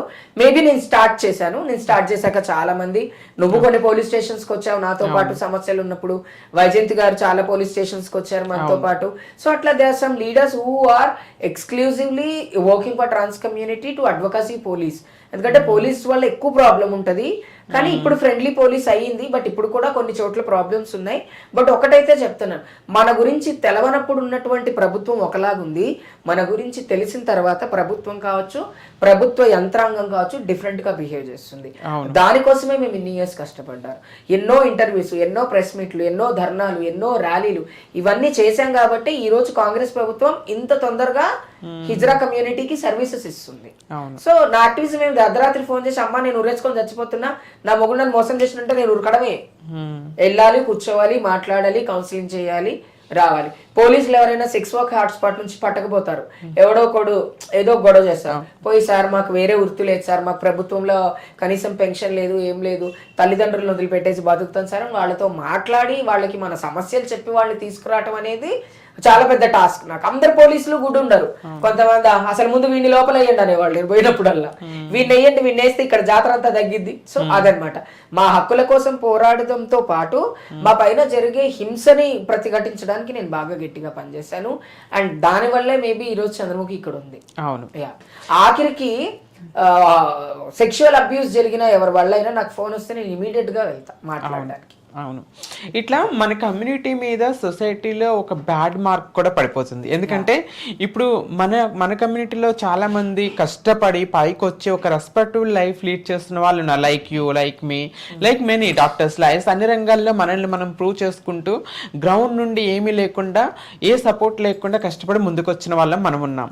కానీ ఫ్యూ పీపుల్ చేసే తప్పుల వల్ల అందరినీ అదే త్రాటుతో చూస్తున్నారు. కమింగ్ టు మనం సొసైటీలో చూసుకుంటే చిన్న పాపను రేప్ చేసిన వాడు ఉన్నాడు, ముస్లిం వాళ్ళని రేప్ చేసేవాళ్ళు, అతను చంపిన, ఇప్పుడు అమ్మాయిలు భర్తలను చంపేసి డ్రమ్ముల్లో పెడతారు. ఇప్పుడు అమ్మాయిల కమ్యూనిటీ మొత్తం చెడ్డవాళ్ళు అంటారు, అబ్బాయిల కమ్యూనిటీ మొత్తం చెడ్డవాళ్ళు. మనల్లో మాత్రం ఫ్యూ పీపుల్, మన వాళ్ళు ఒకళ్ళిద్దరు చేసినా కొంతమంది ఫేక్ ట్రాన్స్జెండర్స్ రావటం చేయటం వల్ల మన కమ్యూనిటీ మొత్తానికి బ్యాడ్ నేమ్ వస్తుంది. మనం దీన్ని ఎలా అరికట్టగలమా? అసలు ఖచ్చితంగా అరికట్టగలం. ఎప్పుడైతే ప్రభుత్వం సెన్సస్ చేసి మీ తల్లిదండ్రులు మీరు హిజ్రాలు అని చెప్తేనే మేము మీకు సర్టిఫికేట్ ఇస్తాము అని చెప్పి, ఏ రోజైతే విత్ ద పేరెంట్స్ పర్మిషన్ మనకు ఒక లెటర్, ఒక ఐడి ప్రూఫ్ ఇస్తారో, అప్పుడు ఎందుకంటే ఫేక్ ట్రాన్స్జెండర్స్ తగ్గుతారు. ఎక్కువ చేసేది ఫేకే, ఈ బిల్లులు పెట్టుకుని అర్ధరాత్రి రోడ్ల మీద దొంగతనాలు చేయటం, కొట్టి డబ్బులు లాక్కోవటం, ఇదంతా చేసేది మగవాళ్ళే. హిజ్రా కమ్యూనిటీలో ఎవరు చేయరు. కొత్తింటి గృహప్రవేశాలకు వెళ్ళి బట్టలిప్పి హోమాల చుట్టూ తిరగడం, ఇవన్నీ మన కమ్యూనిటీ చాలా తక్కువ చేస్తుంది. మన కమ్యూనిటీలో కూడా ఉన్నారు చేసేవాళ్ళు, కొన్ని ఏరియాస్ లోనే ఉన్నారు, కొంతమంది ఉన్నారు, కానీ అందరూ కాదు. నేను ఒకటే చెప్తాను, ఇప్పుడు కుకటపల్లిలో ఇష్యూ అయిందా, కుగడపల్లిలో ఉన్న వాళ్ళ గురించి మాత్రమే మాట్లాడిన తప్ప టోటల్ తెలంగాణ రాష్ట్రంలోని మాట్లాడకూడదు. అది మీడియాకి అవేర్నెస్ చేయగలగాలి మనము. అండ్ ఇంకోటి, మీరు చెప్పిన ఫేక్ ట్రాన్స్జెండర్స్ గురించి మాట్లాడాలి అంటే, ఏ రోజైతే ప్రభుత్వం సెన్సస్ చేసి మనకి తెలంగాణలో సపరేట్ గా ఒక ఐడి కార్డు, తెలంగాణ ప్రభుత్వం ట్రాన్స్జెండర్ ఐడి కార్డు ఇస్తుందో, ఇప్పుడు మనకు ఆల్రెడీ సెంట్రల్ గవర్నమెంట్ ఇస్తుంది, కాకుండా తెలంగాణ గవర్నమెంట్ ఇస్తే మన తెలంగాణలో ఉన్న దొంగలు, లంగలు, కూనీకోర్లు ఎవరైతే చీరలు కట్టుకొని తిరుగుతున్నారో వాళ్ళందరినీ మనము బాయ్కాట్ చేయొచ్చు. వాళ్ళు మైగ్రెంట్స్ కిందకి వస్తారు అండ్ వాళ్ళు ఆర్ నాట్ కమ్యూనిటీ. కాబట్టి ఈ ఫేక్ హిజ్రాలని అరికట్టడానికి ప్రభుత్వం ఒకరోజు తలుచుకుంటే రేవంత్ అన్న అయిపోతాయి. అవును, అంతే. మనం గ్రూపుల్లో లేస్తే చూస్తూనే ఉంటాం, ఎవడో ఒకడు అమ్మాయిని రేప్ చేశాడు, దొంగతనం చేశాడు, మర్డర్ చేసి వచ్చాడు, కమ్యూనిటీలో కలిసిపోయాడు. ఎంత దారుణం అది అసలు. వీడికి ఒక వెసులుబాటు లాగా తప్పించుకోవడానికి ఒక మార్గం కమ్యూనిటీ దొరుకుతుంది, పరకాయ ప్రవేశం చేసేస్తున్నారు. అవును, అసలు డబ్బులు సంపాదించడం చేతగాక, లేకపోతే అప్పులు పాలైన వాళ్ళు, అండ్ ఇంకోటి ఏంటి, మర్డర్లు చేసి బెయిల్ మీద దొరకకుండా తిరగడం, ప్రతి ఒక్కళ్ళు ఈ కమ్యూనిటీలోకి వచ్చి చేరుతున్నారు. అండ్ వాళ్ళు మనమేం ఒకప్పుడు చీర కట్టుకుంటే డబ్బులు వస్తాయని మనం చీర కట్టుకోవాలా. ఇప్పుడున్న జనరేషన్ అంతా డబ్బులు సంపాదించడం కోసమే చీరలు కట్టుకుంటున్నారు. వాళ్ళకి మనకు అదే తేడా. మనీ ఉంటే చాలు, మర్యాద అవసరం లేదు, గౌరవం అవసరం లేదు అనుకునే వాళ్ళు ఎక్కువైపోయారు. కల్చర్ ని చాలా బ్యాడ్ చేసేసారు హైదరాబాద్ లో. మీరు కూడా చూసే ఉంటారు, last 2 months back Sajjanar sir గారు పిలిచి మంచి వార్నింగ్ ఇచ్చారు. February 14కి మరి ముహూర్తాలు స్టార్ట్ అవుతాయి. అప్పుడు కానీ తెలీదు హైదరాబాద్ లో హిజ్రా మాఫియా చేసే హల్చల్. అవును, అప్పుడు చూద్దాం. సో మీ లైఫ్ లోకి వచ్చినప్పుడు ప్రతి వ్యక్తి లైఫ్ లో కూడా మనం ఎంకరేజ్ చేసే మనుషులు ఉంటారు, మనం పైకి వెళ్తుంటే ఓర్చుకోలేక కిందకి లాగి మండిస్తే మనుషులు ఉంటారు. ఈ టైప్ ఆఫ్ మనుషుల్ని మీరు ఫేస్ చేస్తారా? చాలా మంది కమ్యూనిటీలోనే ఉన్నారు లాగేసోళ్ళు. అయ్యో చంద్రముఖి నువ్వు అంటే నాకు చాలా ఇష్టం అంటారు. వెనకాల వెళ్ళిన తర్వాత మన గురించి బ్యాడ్ గా మాట్లాడతారు, మనం డిస్కరేజ్ చేస్తారు. చాలా మంది ఉన్నారు కమ్యూనిటీలో. మనం అంతెందుకు, ఒకవేళ మనం ఇన్స్టాగ్రామ్ లో మన వీడియో ఒకటి 1 million పోయింది అంటేనే కుళ్ళుకునే వాళ్ళు, మన గురించి బ్యాడ్ గా ప్రమోట్ చేసే వాళ్ళ జనరేషన్ కి వచ్చేసాం మనం ఇప్పటికే ఆల్రెడీ. కాబట్టి నేను ఏమంటానంటే, ఎంత నువ్వు కిందకి లాగినా నేను అంతే పైకి వెళ్తా. నా గురించి నేను లేనప్పుడు నువ్వు మాట్లాడుతున్నావు అంటే అదే నువ్వు నన్ను ఎంకరేజ్ చేస్తున్నావు అని అనుకోవాలి. అండ్ ఎంకరేజ్ విషయానికి వస్తే మా ఫ్యామిలీ అందరూ ఎంకరేజ్ చేస్తారు. హైదరాబాద్ లో కొంతమంది కమ్యూనిటీ లీడర్స్ ఉన్నారు, ముఖ్యంగా వరంగల్లో లైలమ్మ ఉంది, నన్ను బాగా ఎంకరేజ్ చేయ వాళ్ళలో. మొత్తం తెలంగాణలో లైలమ్మ, మొత్తం ఇండియాలో లక్ష్మీనారాయణ త్రిపాఠి, హైదరాబాద్ లో చూసుకుంటే నగ్మమ్మ. వీళ్ళు ముగ్గురు 3 pillars నాకు, 3 pillars ఇన్ మై లైఫ్ కమ్యూనిటీలో. కమ్యూనిటీ తర్వాత ఇంకెవరన్నా బాగా ఎంకరేజ్ చేస్తారంటే మా ఆయన. ఆబ్వియస్ గా he loves me a lot and he encourages me lot. నేను ఇంటర్వ్యూలో వేసుకున్న డ్రెస్ దగ్గర నుంచి, నా హెయిర్ స్టైల్ దగ్గర నుంచి, నేను ఏదైనా తప్పు మాట్లాడితే ఇలా కాదు ఇలా మాట్లాడి ఉండవలసింది అని నన్ను దగ్గరుండి చెప్పేటువంటిది మా హస్బెండ్. సో మీ హ్యాపీ ఈ అన్నయ్య గారి గురించి మాట్లాడారు కాబట్టి మీ లవ్ ఎలా స్టార్ట్ అయింది, మీ లవ్ జర్నీ గురించి ఏం లేదు. లవ్ జర్నీ అనేది ఉండదు, అది లవ్ స్టార్ట్ అవుతుంది అంతే. బట్ ఒకటి అది జర్నీ కాదు, ఇట్స్ డెస్టినీ అని చెప్పాలి. It's not journey, love journey కాదు, ఇట్స్ లవ్ డెస్టినీ అనుకోవాలి. చాలా తక్కువ చెప్తాను నేను. మా ఆయన అంటే నాకు చాలా ఇష్టం. నాకు ఎంత ఇష్టమో నాకంటే ఆయనకు 100 రెట్లు నేనంటే అంతే ఇష్టం. అందుకని మేము చాలా సంతోషంగా ఉన్నాము. అండ్ ఇట్లాగే ఉండాలి అనుకుంటాం ఎప్పుడు. ఎందుకంటే ఒక మనిషికి ఒక తోడు కావాలి ఖచ్చితంగా. నాకు ఆ తోడ భగవంతుడు ఇచ్చినందుకు నేను చాలా హ్యాపీగా ఫీల్ అవుతాను. అండ్ మళ్ళీ చెప్తున్నాను, ఫేమ్ కోసమనో లేకపోతే ఇంకో దేనికోసమనో నలుగురు మొగోళ్ళని మెయింటైన్ చేసి తర్వాత మనం బాధపడే కంటే ఒక్కడు చాలు లైఫ్ లో బాగా ఉండడానికి. It's true. ఆ ఒక్కడు నన్ను ప్రేమించిన, నన్ను ప్రేమించకుండా నాకు దూరం లాంగ్ టర్మ్ రిలేషన్షిప్స్ కావచ్చు, లాంగ్ డిస్టెన్స్ రిలేషన్షిప్ కావచ్చు, లాంగ్ డిస్టెన్స్ లవ్ కావచ్చు, ఇవన్నీ పాతకాలంలో. సాక్షాత్తు రాముడు ఎక్కడో ఉంటే సీతమ్మ ఎక్కడో ఉన్నారు వనవాసంలో. వాళ్ళ మధ్య ప్రేమ తగ్గిందా? ప్రేమ అంటే ఏంటి? రాముణ్ణి సీతను చూసి నేర్చుకోవాల్సింది మనం అదే, రాధని కృష్ణుని చూసి నేర్చుకోవాల్సింది కూడా అదే. కానీ జనాలకు అదంతా అర్థం కాదు. I think my husband is Venkateswara Swamy for me. నాకు ఏడుకొండల వెంకటరమణుడు అంటే ఎంత ఇష్టమో అంతే ఇష్టం ఆయన అంటే కూడా. I'm happy with him. It's a great thing. నేను కూడా కొంతమంది చూస్తాను, ట్రాన్స్ వాళ్ళ రిలేషన్ లో ఉన్న ప్రేమలో వెంటనే సోషల్ మీడియా పోస్ట్ చేసుకోవడం ఫేమ్. కానీ మీరు హస్బెండ్ ఎక్కడ పోస్ట్ చేయరు, అది తీసుకురారు. ఏదో చేసిన తర్వాత కూడా అదే సోషల్ మీడియాలో వాళ్ళు ఏడుస్తున్నారు. అవును, బాధ అనిపిస్తుంది నాకు. అందుకని ఒకటి, మనకంటూ ఒక పర్సనల్ లైఫ్ ఉండాలి. మన అమ్మ ఎంత పర్సనల్ గా వాళ్ళ లైఫ్ ని మెయింటైన్ చేసి మనల్ని కని పెంచారో అలాగే మన లైఫ్స్ కూడా అంతే పర్సనల్ గా ఉండాలి. అఫీషియల్ చేసుకోవడానికి లైఫ్స్, బెడ్రూమ్ ని అఫీషియల్ చేయకూడదు, రిలేషన్షిప్ ని అఫీషియల్ చేయకూడదు. ఎప్పుడైనా సరే మన ప్రేమ మన వరకే ఉంచుకోవాలి. అప్పుడే అది ప్రేమగా కనిపిస్తుంది. కానీ 10 మందికి పంచితే అది ప్రేమ ఎందుకు అవుతుంది? అవును. ప్రేమ గురించి వచ్చిన మనం ఈ ప్రపంచంలో ఉన్న ప్రేమ, అన్ని ప్రేమల్లో కల్లా గొప్ప ప్రేమ అమ్మ ప్రేమ. మీది ఒక ఇంటర్వ్యూలో కూడా చూస్తాను నేను. ఇట్ ద సేమ్ టైం మనం అమ్మ అవ్వలేము, బట్ అమ్మ ప్రేమ గొప్పతనం తెలుసు, అమ్మ ప్రేమను పంచగలం. మీరు అమ్మ ప్రేమ గురించి మీ మాటల్లో? అమ్మ అంటే ఏం లేదు, యూనివర్సల్ ఆఫ్ గాడ్ అమ్మ. ఇప్పుడు ప్రకృతి తల్లి అంటారు కదా, ప్రకృతి తల్లి ఎలాంటిదో అమ్మ కూడా అంతే. కానీ ఒక్క విషయం అయితే చెప్పగలను, అమ్మకున్నంత ఓర్పు నిజంగా ఈ భూమి మీద ఎవరికి ఉండదు. ఎందుకంటే ఒక హిజ్రాగా మనం మారిపోయినా సరే, నాన్న కొడతాడరా, నాన్న లేనప్పుడు ఇంటికి రా అని చెప్తుంది అమ్మ. అవునా? ఆపరేషన్ అయిన తర్వాత ఎలా ఉంది అని అడుగుతుంది అమ్మ. నొప్పులు ఏమైనా ఉన్నాయా అని అడుగుతుంది అమ్మ. తిన్నావా అని అడుగుతుంది అమ్మే. మనని ఎవరు అడగరు నాకు తెలిసి. అలాంటి అమ్మ గురించి వర్ణించాలంటే వర్డ్స్ లేవు. అమ్మ అంటే అమ్మ అంతే. అమ్మ లేకుండా మనం లేము. అండ్ మనము ఒకవేళ మనం హిజ్రాలుగా మారిన తర్వాత కూడా అమ్మ మనని యాక్సెప్ట్ చేయలేకపోతుంది అంటే అమ్మ ఎంత కష్టపడి బాధపడుతుంది. ఇంట్లో ఫ్యామిలీ బర్డన్స్, సొసైటీలో 4 మాటలు పడ్డం. కాబట్టి అమ్మ ఎలాంటిది అంటే ఒక రాయి లాంటిది అమ్మ. ఎవరు చెక్కినా సరే శిల్పాన్ని ఇచ్చేస్తుంది. చెక్కడం మనంతు. ఒక రాయిని చెక్కితేనే ఒక శిల్పం అవుతుంది అన్నట్టు అమ్మ కూడా అంతే. మన కోసం ఎన్నో దెబ్బలు తిని తిని తిని తిని తిని ఆ రాళ్ళ దెబ్బలకి ఒక వజ్రంలా మెరిచేదే సృష్టిలో అమ్మ. కాబట్టి నాన్న మనం చదువుకోకపోతే నాన్న కొడతాడు, మనం సరిగా మనకేమైనా దెబ్బ తగిలితే అత్తామామలు తిడతారు, మనం ఏమైనా తప్పు చేస్తే కొడుకును పెంచడం రాలేదు, కూతురు పెంచడం రాలేదని సొసైటీ తిడతారు. కానీ తిట్టేది మాత్రం అమ్మని. అంతమంది తిట్లు తిని కూడా మనకు అమ్మలాగా ఉంటుందంటే అమ్మ కంటే ఇంకా గ్రేట్ ఎవరు చెప్పు. సృష్టిలో అమ్మ అంతే అంతే అంతే. ఆకాశం ఎంత ఎత్తుందో చెప్పలేము, అమ్మ గొప్పతనం చెప్పలేము. Just mother is always God. మీ గురించి, మీ షైనింగ్ కానీ, మీ సక్సెస్ కానీ, మీ యాక్టివిటీస్ కానీ అన్నీ మాకు తెలుసు. ప్రతి వ్యక్తిలో 2 కోణాలు ఉంటాయి. ఆనందము, షైనింగ్తో పాటుగా లోగా ఫీల్ అయిన క్షణాలు, ఒంటరితనం, బాధ, డిప్రెషన్.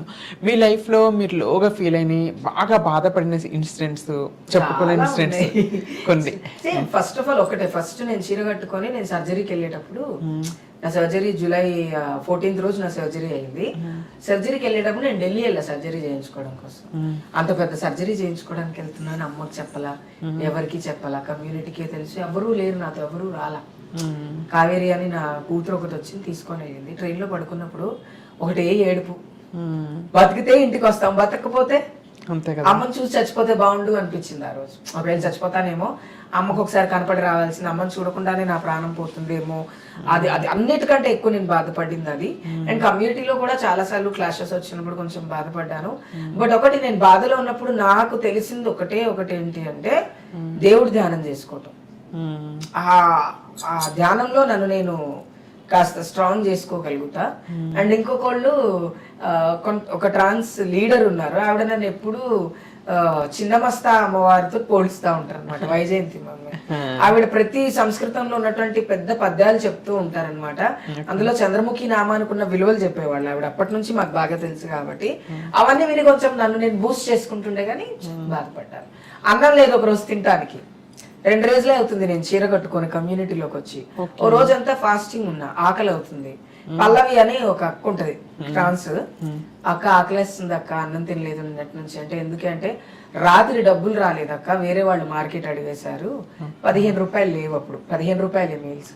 ఆవిడ మటన్ కీమా ఫ్రై చేసుకొని తీసుకొని వచ్చి అన్నం తెచ్చిపెట్టింది. అప్పుడు అర్థమైంది నాకు, తల్లిదండ్రులు లేకపోతే పిల్లల పరిస్థితి ఇంతేనా. అమ్మో, అంటే అన్నం కోసం కష్టపడాలి ఫస్ట్, అన్నం దొరికిన తర్వాత కెరియర్ కోసం కష్టపడాలి, ఆ కెరియర్ దొరికిన తర్వాత దాన్ని నిలబెట్టుకోవడం కష్టపడాలి, దాన్ని నిలబెట్టుకున్న తర్వాత మళ్ళీ సస్టైనబిలిటీ కోసం అదే కష్టం పడాలి. ఇక్కడ ఎక్కడ చూసినా కష్టమే ఉంది కానీ సుఖం ఎక్కడ ఉంది అనుకుంటే ఆ కష్టపడడంలోనే సుఖం ఉంది అని అప్పుడు అర్థమైంది. Great journey. 0 to 100, 100 to మళ్ళీ 0, అట్లా యాంటీ క్లాక్ వైజ్ తిరుగుతూ ఉంటది కెరియర్. ఎప్పుడు హ్యాపీనెస్ ఉండదు, అప్ అండ్ డౌన్స్ వస్తూనే ఉంటాయి. అప్ అండ్ డౌన్స్ వచ్చినా కూడా మనం మాత్రం స్టేబుల్ గా నిలబడాలి. మీరు డాన్సర్ గా కూడా భరతనాట్యం చేస్తారు, మల్టిపుల్ డాన్సెస్ స్టేజెస్ మీద షోస్ చూస్తాను నేను. అసలు డాన్స్ ఎలా నేర్చుకున్నారు? భరతనాట్యం ఇదంతా ట్రైనింగ్ చిన్నప్పుడు స్కూల్లో ఉన్నప్పుడు నేర్చుకున్నాను. మా మమ్మీని అడిగాను, మా ఇంట్లో వాళ్ళు ఎవరు పక్కనే అంటే ఎదురుగా, నేను చాలా చిన్నగా ఉన్నప్పుడు మా ఇంటి ఎదురుగా కళాక్షేత్ర ఉండేది అనమాట, డాన్స్ భరతనాట్యం నేర్పించేవాళ్ళు మా అమ్మమ్మ వాళ్ళ ఇంటి ఎదురుగా. ఆ సౌండ్స్ విని నాకు నేర్చుకోవాలనిపిస్తే నేను ఫస్ట్ క్లాస్ లో ఉన్నప్పుడు మా మమ్మీ నన్ను భరతనాట్యం క్లాస్ లో జాయిన్ చేశాను. అలా భరతనాట్యం నాకు నా లైఫ్ ఒక జర్నీలో ఒక పార్ట్ అయింది. అక్కడే సంగీతం నేర్చుకున్నాను, అక్కడే వీణ నేర్చుకున్నాను. అండ్ ఆ తర్వాత భరతనాట్యంతో పాటు ఫిలిం డాన్స్ కూడా నేర్చుకోవాలంటే అది కూడా నేర్చుకున్నాను. ప్యాషన్ కోసం నేర్చుకున్నాను, కానీ అది నాకు బాగానే లైఫ్ లో ఉపయోగపడుతుంది. బట్ డాన్స్ ఈజ్ లైక్ ఎట్లా అంటే స్ట్రెస్ ఫ్రీ మెడిసిన్. ఏంటి అంటే డాన్సే. మంచి పాట పెట్టుకొని డాన్స్ చేస్తే రిలాక్స్ గా ఉంటది మైండ్ అన్నమాట. నేను అలా డాన్స్ చేస్తా అంతే. బట్ పెద్దగా ప్రోగ్రామ్స్ అంటే వాటి కోసం మనం కష్టపడాల్సి వస్తుంది. బట్ కొరియోగ్రాఫర్స్ లేకుండా కొన్ని ప్రోగ్రామ్స్ చేయాలి అంటే అవి నా వల్లే అవుతాయి. నేను డాన్సర్ని కాబట్టి ఈజీగా చేయగలిగాను, లేకపోతే చేసేది. Dance is like 1 part of my life. అంటే అర్ధనారీశ్వరులు అంటే అందులో శివుడు తాండవం ఎంత ఇంపార్టెంట్ అనుకుంటాం కదా, సో అలా నాకు కూడా డాన్స్ అంతే ఇంపార్టెంట్ అనుకుంటాను అంతే. మీరు కొన్ని అంటే కమ్యూనిటీని కొన్ని రియాలిటీ షోస్ లో కూడా లైక్ రిప్రజెంట్ చేస్తారు, లైక్ శ్రీదేవి డ్రామా కంపెనీ లాంటి వాటిలో. అసలు అది చాలా రీచ్ వెళ్ళింది బాగా. అది కాదు ఇది కథ కాదు, రోజా గారి షోలో.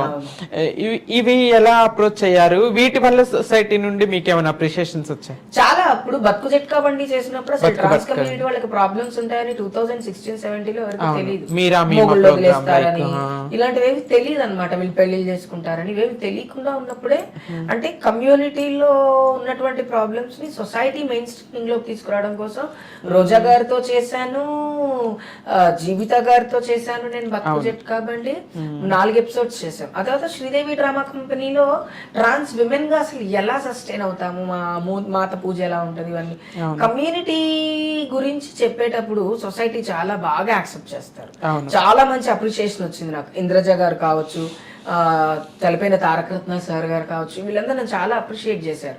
అంటే మేము రియలే చూపిస్తున్నాం, నో డూబ్, కల్పితం కానీ ఊహ కానీ లేదు అక్కడ. మా కమ్యూనిటీలో మా లైఫ్స్ లో జరిగినటువంటి పెయిన్ ని, జరిగినటువంటి హ్యాపీనెసెస్ నే చూపించాను కాబట్టి అది చాలా రీచ్ అయింది. And it was like good thing. అంటే సోషల్ ప్లాట్ఫామ్స్ లో కూడా ట్రాన్స్ ఉమెన్స్ కి సంబంధించిన అవేర్నెస్ చేయగలిగాను నేను. అండ్ అది ఫస్ట్ నుంచి నేనే చేయటం నాకు ఇంకా హ్యాపీ. దానివల్ల ఎక్కువ ఆపర్చునిటీస్ కూడా వచ్చాయి దాని తర్వాత కూడా నాకు.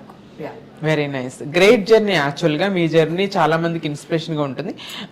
ఇప్పుడు రాబోతున్న ట్రాన్స్ కమ్యూనిటీ వాళ్ళకి వాళ్ళ లైఫ్లో మార్చుకోవాలి, ఒక మంచి జీవితాన్ని జీవించాలంటే వాళ్ళకి మీరు ఇచ్చే అడ్వైజ్ ఏంటి? నేను ఒకటే చెప్తానండి, రోజు సిగ్నల్ దగ్గర అడుక్కుంటే 1000 రూపాయలు వస్తాయి, రాత్రి అడ్డ మీద నించుంటే 2000 వస్తాయి, లేకపోతే డేటింగ్ యాప్ల్లో దందాలు చేస్తే కోట్లు సంపాదించవచ్చు అని ఇంట్లోకించి బయటికి రాకండి. చదువుకోండి.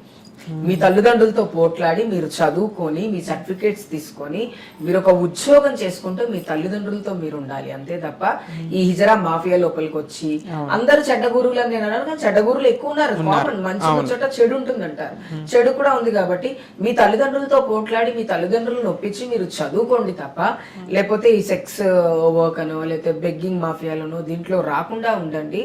మీ మైండ్ ని మీరు కంట్రోల్ చేసుకోవాలి.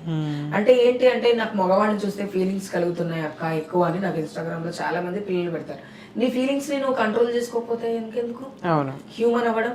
నువ్వు కుక్కవి కాదు, లేకపోతే నువ్వు వేరే జంతువువి కాదు, పిల్లివి కాదు, లేకపోతే కోతివి కాదు, నువ్వు మనిషివి కదా. నీ బాడీ నీ హ్యాండ్ లో ఉంటది, నీ మైండ్ నీ చేతిలో ఉంటది, నువ్వు కంట్రోల్ చేసుకోగలగాలి. Control your feelings, emotions, everything. Stay with your family, study well, and then go for an interview, crack an interview as a trans woman and win the life. అది నేను చెప్తా. అంతే తప్ప రండి మా ఇంటికి రండి, చీర కట్టేసుకోండి, ఇక్కడ నిలబడండి, అక్కడ నిలబడండి కాదు. మీ తల్లిదండ్రులతో మీరుండి మీరు చదువుకున్న రోజు మీరు బాగుపడతారు. మీరు హిజ్రాలలోనే ఒక రోల్ మోడల్ అవుతారు. అదే చెప్తాను నేను వాళ్ళందరికీ. చదువును ప్రేమించండి, పక్కనున్న పిల్లోని కాదు. హార్మోనల్ ఇంబ్యాలెన్స్ అందరికీ ఉంటది.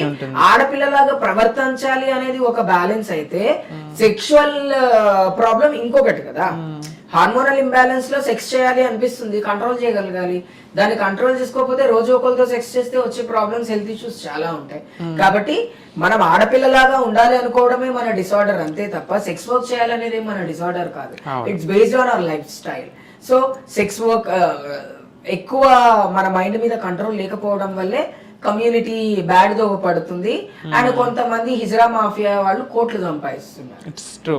కమింగ్ టు కొంతకాలం క్రితంతో పోల్చుకుంటే, ఒక 20-30 years బ్యాక్ కమ్యూనిటీతో పోల్చుకుంటే ఇప్పటికీ చాలా చేంజ్ వచ్చింది. అన్ని రంగాల్లో, ఎడ్యుకేషన్ లో కానీ అన్ని రంగాల్లో మనం అభివృద్ధి చెందుతున్నాం. ఇంకా అంటే అసలు భిక్షాటన, ఈ పడుపు వృత్తి ఇలాంటివన్నీ రూపుమాపిపోయి ప్రతి ఒక్కరు రెస్పెక్టబుల్ లైఫ్ లీడ్ చేసే రోజులు వస్తాయంట. అది చాలా కష్టం. ఆడవాళ్ళకి మగవాళ్ళకే లేదు. సెక్స్ వర్క్ అనేది ఓన్లీ ట్రాన్స్జెండర్స్ చేస్తున్నారు. ట్రాన్స్ విమెన్స్ కాకుండా విమెన్స్ చేస్తున్నారు, మెన్స్ చేస్తున్నారు. పెద్ద పెద్ద వాళ్ళు ఎందుకు చేస్తున్నారంటే ఒక లైవ్లీహుడ్ ఆప్షన్. మనది ఎందుకు వెలుగులోకి వస్తుంది, వాళ్ళది ఎందుకు వెలుగులో? వాళ్ళు ఆడవాళ్ళు కాబట్టి వాళ్ళది వెలుగులోకి రావట్లేదు, యువతల మగవాళ్ళు కాబట్టి వాళ్ళది వెలుగులోకి రావట్లేదు. మనం చీప్ కాబట్టి 200, 300, 500 కాబట్టి మనం వెలుగులోకి వస్తున్నామేమో అని నేను అనుకుంటున్నాను. అండ్ యాక్సెస్ మీడియాకి ఏదైనా చీకటి రోడ్డు మీద వెళ్ళేటప్పుడు ఎవరైనా ఒకళ్ళు చీర కట్టుకొని నించుంటే అది తీసి బ్రేకింగ్ న్యూస్ చేస్తారు. అంతే తప్ప 5 star హోటళ్లలో, 7 star హోటళ్లలో మనాలిలో లేకపోతే Foreign, Singapore, Dubai. వెళ్ళిపోయి అలాంటివి ఏమి కనపడవు అనమాట. మనం డౌన్ టు ఎర్త్, మనం సొసైటీలో ధైర్యంగా బ్రతుకుతాం కాబట్టి మనం ఎక్కువ వైరల్ అవుతామేమో. But one thing, sex work అంటే తప్పు కాదు, అది వర్క్ గానే తీసుకోవాలి. And respect every sex worker also. అది ప్రతి సెక్స్ వర్కర్ వెనకాల ఒక చాలా పెద్ద బాధ ఉంటది. అది ప్రొఫెషన్. ఒళ్ళు కొవ్వెక్కి చేసేవాళ్ళు వేలల్లో ఉంటే బాధ్యతగా చేసేవాళ్ళు వందలలోనే ఉన్నారు. అవును. ప్రేమ పేరు చెప్పి చేసేవాళ్ళు ఉన్నారు, పెళ్లి పేరు చెప్పి చేసేవాళ్ళు ఉన్నారు, ఇష్టం అనే పేరు చెప్పి చేసేవాళ్ళు కూడా ఉన్నారు. Different type of people are there in the world. నాకు మీ గురించి బాగా తెలుసు. పూజలు, ఉపవాసాలు ఇవి మస్ట్ అండ్ రుడ్గా, తిండున్న లేకపోయినా పర్లేదు కానీ పూజలు, వ్రతాలు ఇవి మ్యాండేటరీగా భావిస్తూ ఉంటారు. సో మన కమ్యూనిటీ ఆరాధ్య దైవం, మన కమ్యూనిటీ ఎక్కువగా పూజించే ఆరాధ్య దైవం మురిగీమాత, మన కులదైవం. అసలు మురిగీమాత విశిష్టత, మురిగీమాత పూజ ఎందుకు చేస్తారు? మురిగీమాత విశిష్టత ఏంటి అంటే, జగన్మాతని భస్మం చేసి త్రిమూర్తులు 3 భాగాలుగా తీసుకున్న తర్వాత అక్కడ ఉన్నటువంటి ఏదైతే బూడిద ఉందో దాంట్లో నుంచి భోజరాజ్ మాత పుట్టింది అని ఒక ప్రసిద్ధి. ఒక్కొక్క పుస్తకంలో, దేవి భాగవతంలో ఒకలాగా రాసి ఉంటది, మార్కండేయ పురాణంలో ఒకలాగా రాసి ఉంటది, అండ్ భగవద్గీతలో ఒక్కొక్కలాగా, ఒక్కొక్క శ్లోకాలను బట్టి అమ్మవారిని ఒక్కొక్కలాగా విభజించారనమాట. మనం పూజించే అమ్మవారు కోడి మీద కూర్చొని ఉంటారు, మురిగి మాత అన్నమాట. ఈవిడ నాకు తెలిసి నవదుర్గల్లో ఒక అంశం ఈవిడ కూడా, జగన్మాత అదే పరాశక్తి అంశం ఆవిడ. కాబట్టి ఆవిడకి మనం పూజ చేస్తున్నాము అంటే, చూడండి ప్రతి ఒక్కళ్ళు ఒక దేవుడిని పూజ చేసుకుంటారు. కొంతమందికి ఇంటి దేవుడు ఉంటాడు, కొంతమందికి వంశానికి ఒక దేవుడు ఉంటాడు, కొంతమందికి ఏరియాకి ఒక దేవుడు ఉంటాడు. కానీ మీరు బాగా గమనించండి, ప్రపంచంలో ఎక్కడ పోయినా మనం మాత్రం ఓన్లీ మురిగిమాతకే పూజ చేస్తాం. అంటే మనకి ఆరాధ్య దైవం ఆవిడే, అండ్ ఆవిడ జగన్మాతల్లో ఒక స్వరూపం. సప్తమాతృకల్లో కూడా ఆవిడ వర్ణన ఉంది, కాకపోతే పెద్దగా వెలుగులోకి రాలేదు ఎక్కడ చోట. But very devotional and very spiritual. నేను సర్జరీ టైం నుంచి ఇప్పటి వరకు చాలా ఇష్టంగా చేసేది ఏంటి అంటే అమ్మవారి పూజ. నా వీడియోస్ కూడా బాగా వైరల్ అవుతాయి అమ్మవారి పూజవి. అండ్ ఆ అవకాశం ఇంత పెద్ద తెలుగు స్టేట్ లో నేను పూజ చేస్తేనే చాలా వేల మంది ఇజ్రాయల్ హ్యాపీగా ఫీల్ అవుతారు. అది నాకు ఇంత సంతోషం. ఎందుకు అంటే నిష్కలంకమైనటువంటి మనసుతో మనం ఏ దైవాన్నైనా ఆరాధించినా పంచభూతాలు మనని ఆశీర్వదిస్తాయి. నేను మాత పూజ చేసేటప్పుడు నేను లేచి నించోమనిపోయినా అందరూ లేచి నించుంటారు. అమ్మో చంద్రమ్మ పూజ చేస్తుంది, అమ్మవారు వస్తుంది, ఆమె పూజ చేస్తే ఆమె పూజ చేస్తే అమ్మవారు నడుచుకుంటూ వస్తున్నట్టుంది అని చెప్తారు ఫంక్షన్స్ లో. So feel very privilege. అంటే ఆ ఆశీర్వాదం నాకు లభించింది నా పూజల వల్లే. అంతే. నేను లలిత పారాయణం చేస్తాను, అమ్మవారి సప్త శ్లోకాలు చదువుకుంటూ ఉంటాను, ఓం నమో వెంకటేశాయ అని చదువుతాను. నాకు నిద్ర పట్టకపోతే ఓం నమో వెంకటేశాయ, ఒకవేళ మరీ ఇబ్బంది అనిపిస్తే ఐగిరి నందిని పాడుకుంటాను. సో నాకు చాలా ఇష్టం. దేవుడికి పూజ చేస్తే ఒక మనశ్శాంతి ఉంటుంది. ఎంత కష్టాలలో ఉన్నా సరే ఆ కష్టాలలో మనం ఏడ్చే ప్రతి కన్నీటి వెనక ఒక సంకల్పం ఉంటుంది. అది ఆ దేవుడికే తెలుసు. కాబట్టి ఐఎమ్ వెరీ హ్యాపీ దట్ భగవంతుడిని పూజ చేసుకునే అవకాశం నాకు ఈ జన్మలో దేవుడు కలిగించాడు. కాబట్టి ఖచ్చితంగా లాస్ట్ బ్రీత్ వరకు ఆ పూజలు అలాగే కొనసాగుతాయి. ఆ దేవుడిని అలాగే పూజ చేసుకుంటారు. మన కమ్యూనిటీలో ఉన్న ఇంకొక గ్రేట్నెస్ ఏంటంటే, రిలీజియన్ తో సంబంధం లేకుండా హిందూ, ముస్లిం, క్రిస్టియన్ ముగ్గురు అందరూ కూడా మురిగి మాత పూజిస్తారు. అంటే చాలా మంది అంటారు, అక్క నేను క్రిస్టియన్ అక్క. నువ్వు క్రిస్టియన్ అయినా, నువ్వు ముస్లిం అయినా, నువ్వు ఏదైనా, నువ్వు సిక్ అయినా, ఈసాయి అయినా నాకు సంబంధం లేదు. 41 రోజులు దీక్ష చేయాల్సిందే, అమ్మవారికి పాలు వేయాల్సిందే, నువ్వు ఖచ్చితంగా అమ్మవారి మెడలోంచి నల్ల పూసలు పసుపు వేసుకోవాలి. అది మనకు మన పరంపర. అది మన హిజరా లో కల్చర్. అది ఇప్పుడు ప్రతి ఒక్కరికి కల్చర్ ఉంటది, మన కల్చర్ అది. అంటే మన కల్చర్ ని మనం ఎప్పుడూ మర్చిపోకూడదు. అండ్ నేను వెరీ బ్లెస్డ్ టు బీ పూజ చేసుకోవడంలో నాకు చాలా ప్రశాంతత దొరుకుతుంది. అందుకే రోజు పూజ చేస్తా ప్రశాంతంగా ఉండడం. సో ఫైనల్ క్వశ్చన్, మీ ఫ్యూచర్ ప్రాజెక్ట్స్ ఏంటి? ఫ్యూచర్ లో అసలు మీరు ప్లానింగ్స్ ఏం అవ్వాలనుకుంటున్నారు? ఏదైనా గోల్ పెట్టుకున్నారా, లేకపోతే ఇలానే మల్టీ సెక్టార్స్ లో ముందుకెళ్తూ?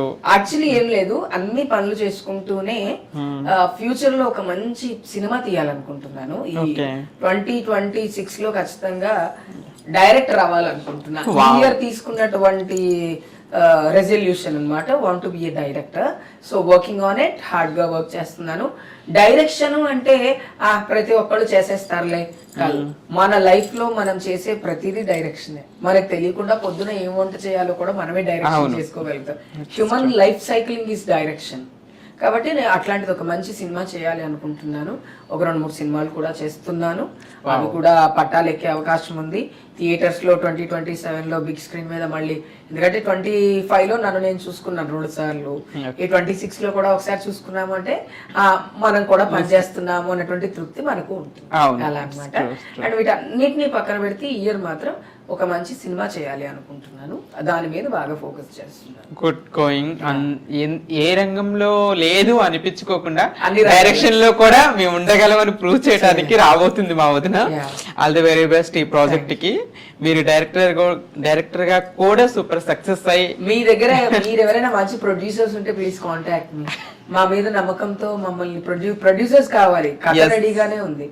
ప్రొడ్యూసర్స్ మెయిన్ మనకి ప్రొడ్యూసర్స్ ఎంకరేజ్ చేస్తే మనం యాక్టర్ అవ్వాలి అంటే డైరెక్టర్ సపోర్ట్ కావాలి, మనం డైరెక్టర్ అవ్వాలంటే ప్రొడ్యూసర్ సపోర్ట్ కావాలి ఖచ్చితంగా. మంచి కథలు ఉన్నాయి, వాటిని బేస్ చేసుకునే ట్రై చేస్తున్నాను. లేకపోతే 17 Pro Max జిందాబాద్ సినిమా నేనే చేస్తా. షార్ట్ ఫిల్మ్స్ లాగా చేసేసి రిలీజ్ చేస్తాను. అలా కూడా డైరెక్టర్ అయిపోతాను. సినిమా థియేటర్ లోనే రిలీజ్ అయిన సినిమా చేయాలని ఏం రూల్ లేదు. ఓటీటీస్ కూడా చేయొచ్చు ఇవాళ రేపు. So planning for that. ఇప్పటి వరకు మనం జస్ట్ మన కమ్యూనిటీ గురించి వీటి గురించే మాట్లాడుకున్నాం. జస్ట్ క్లోజ్ చేసే ముందు మనం సోషల్ మీడియా ఈ మధ్య ఎక్కడ చూసినా సోషల్ మీడియాలో హత్యలు, రేపులు, మర్డర్స్ ఇవన్నీ బాగా చూస్తున్నాం. అసలు సోషల్ మీడియా ఇంపాక్ట్ సొసైటీ మీద ఎంతవరకు పడుతుంది?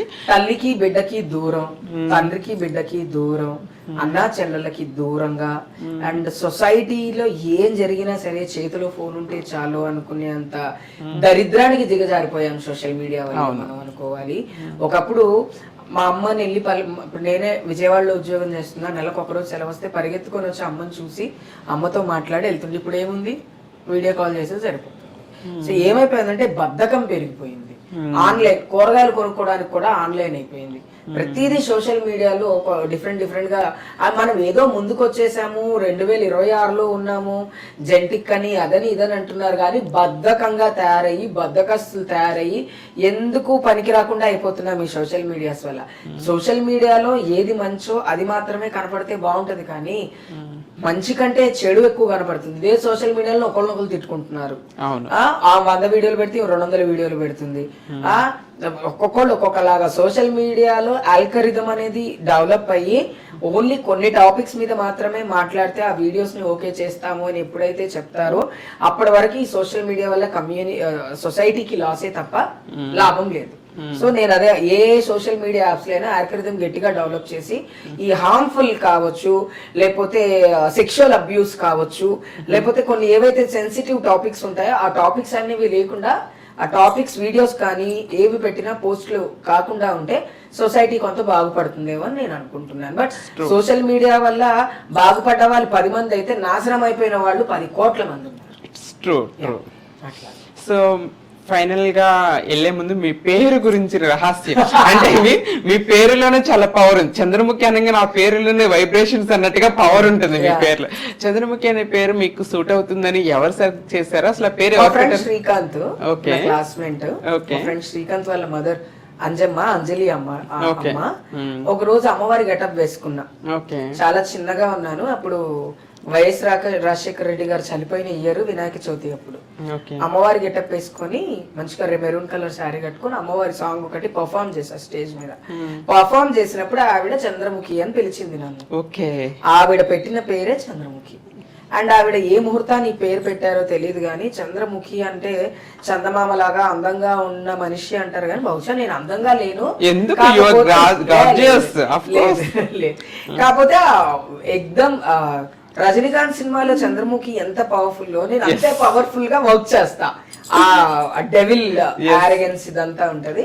సో నాకు అంజమ్మ ఆంటీ గారు పెట్టిన పేరు అనమాట. థ్యాంక్ యూ అమ్మా ఫర్ గివింగ్ బ్యూటిఫుల్ నేమ్. మా మమ్మీ రాజీ అని పిలుస్తారు, మా సొంత పేరు నాకు ఇష్టం. Such a great journey. చూసారు కదండి, అందుగలడు ఇందుగలడు అన్న సందేహం వెళ్ళదు, ఎందెందు వెతికినా అందెందు గలదు మా వదిన చంద్రముఖి గారు. సో తన జర్నీని చూసారు కదా. మా ఛానల్ తరపు నుండి కూడా మీకు ఆల్ ది బెస్ట్ వదిన. కమింగ్ రోజుల్లో ఫ్యూచర్ లో మిమ్మల్ని మేము అసెంబ్లీలో చూడాలి, కమ్యూనిటీ తరపున అధ్యక్ష అని మీరు పిలవాలి అని మేము హార్ట్ఫుల్ గా కోరుకుంటున్నాం. All the very best for your bright future. So stay tune. So ఇప్పటి వరకు మంచి మంచి ముచ్చట్లు విన్నారు కదా. మరొక ఎపిసోడ్ తో మరొక గెస్ట్ తో మీ ముందుకు రాబోతున్నాను. Stay tune. Signing off hot talk with Darshini.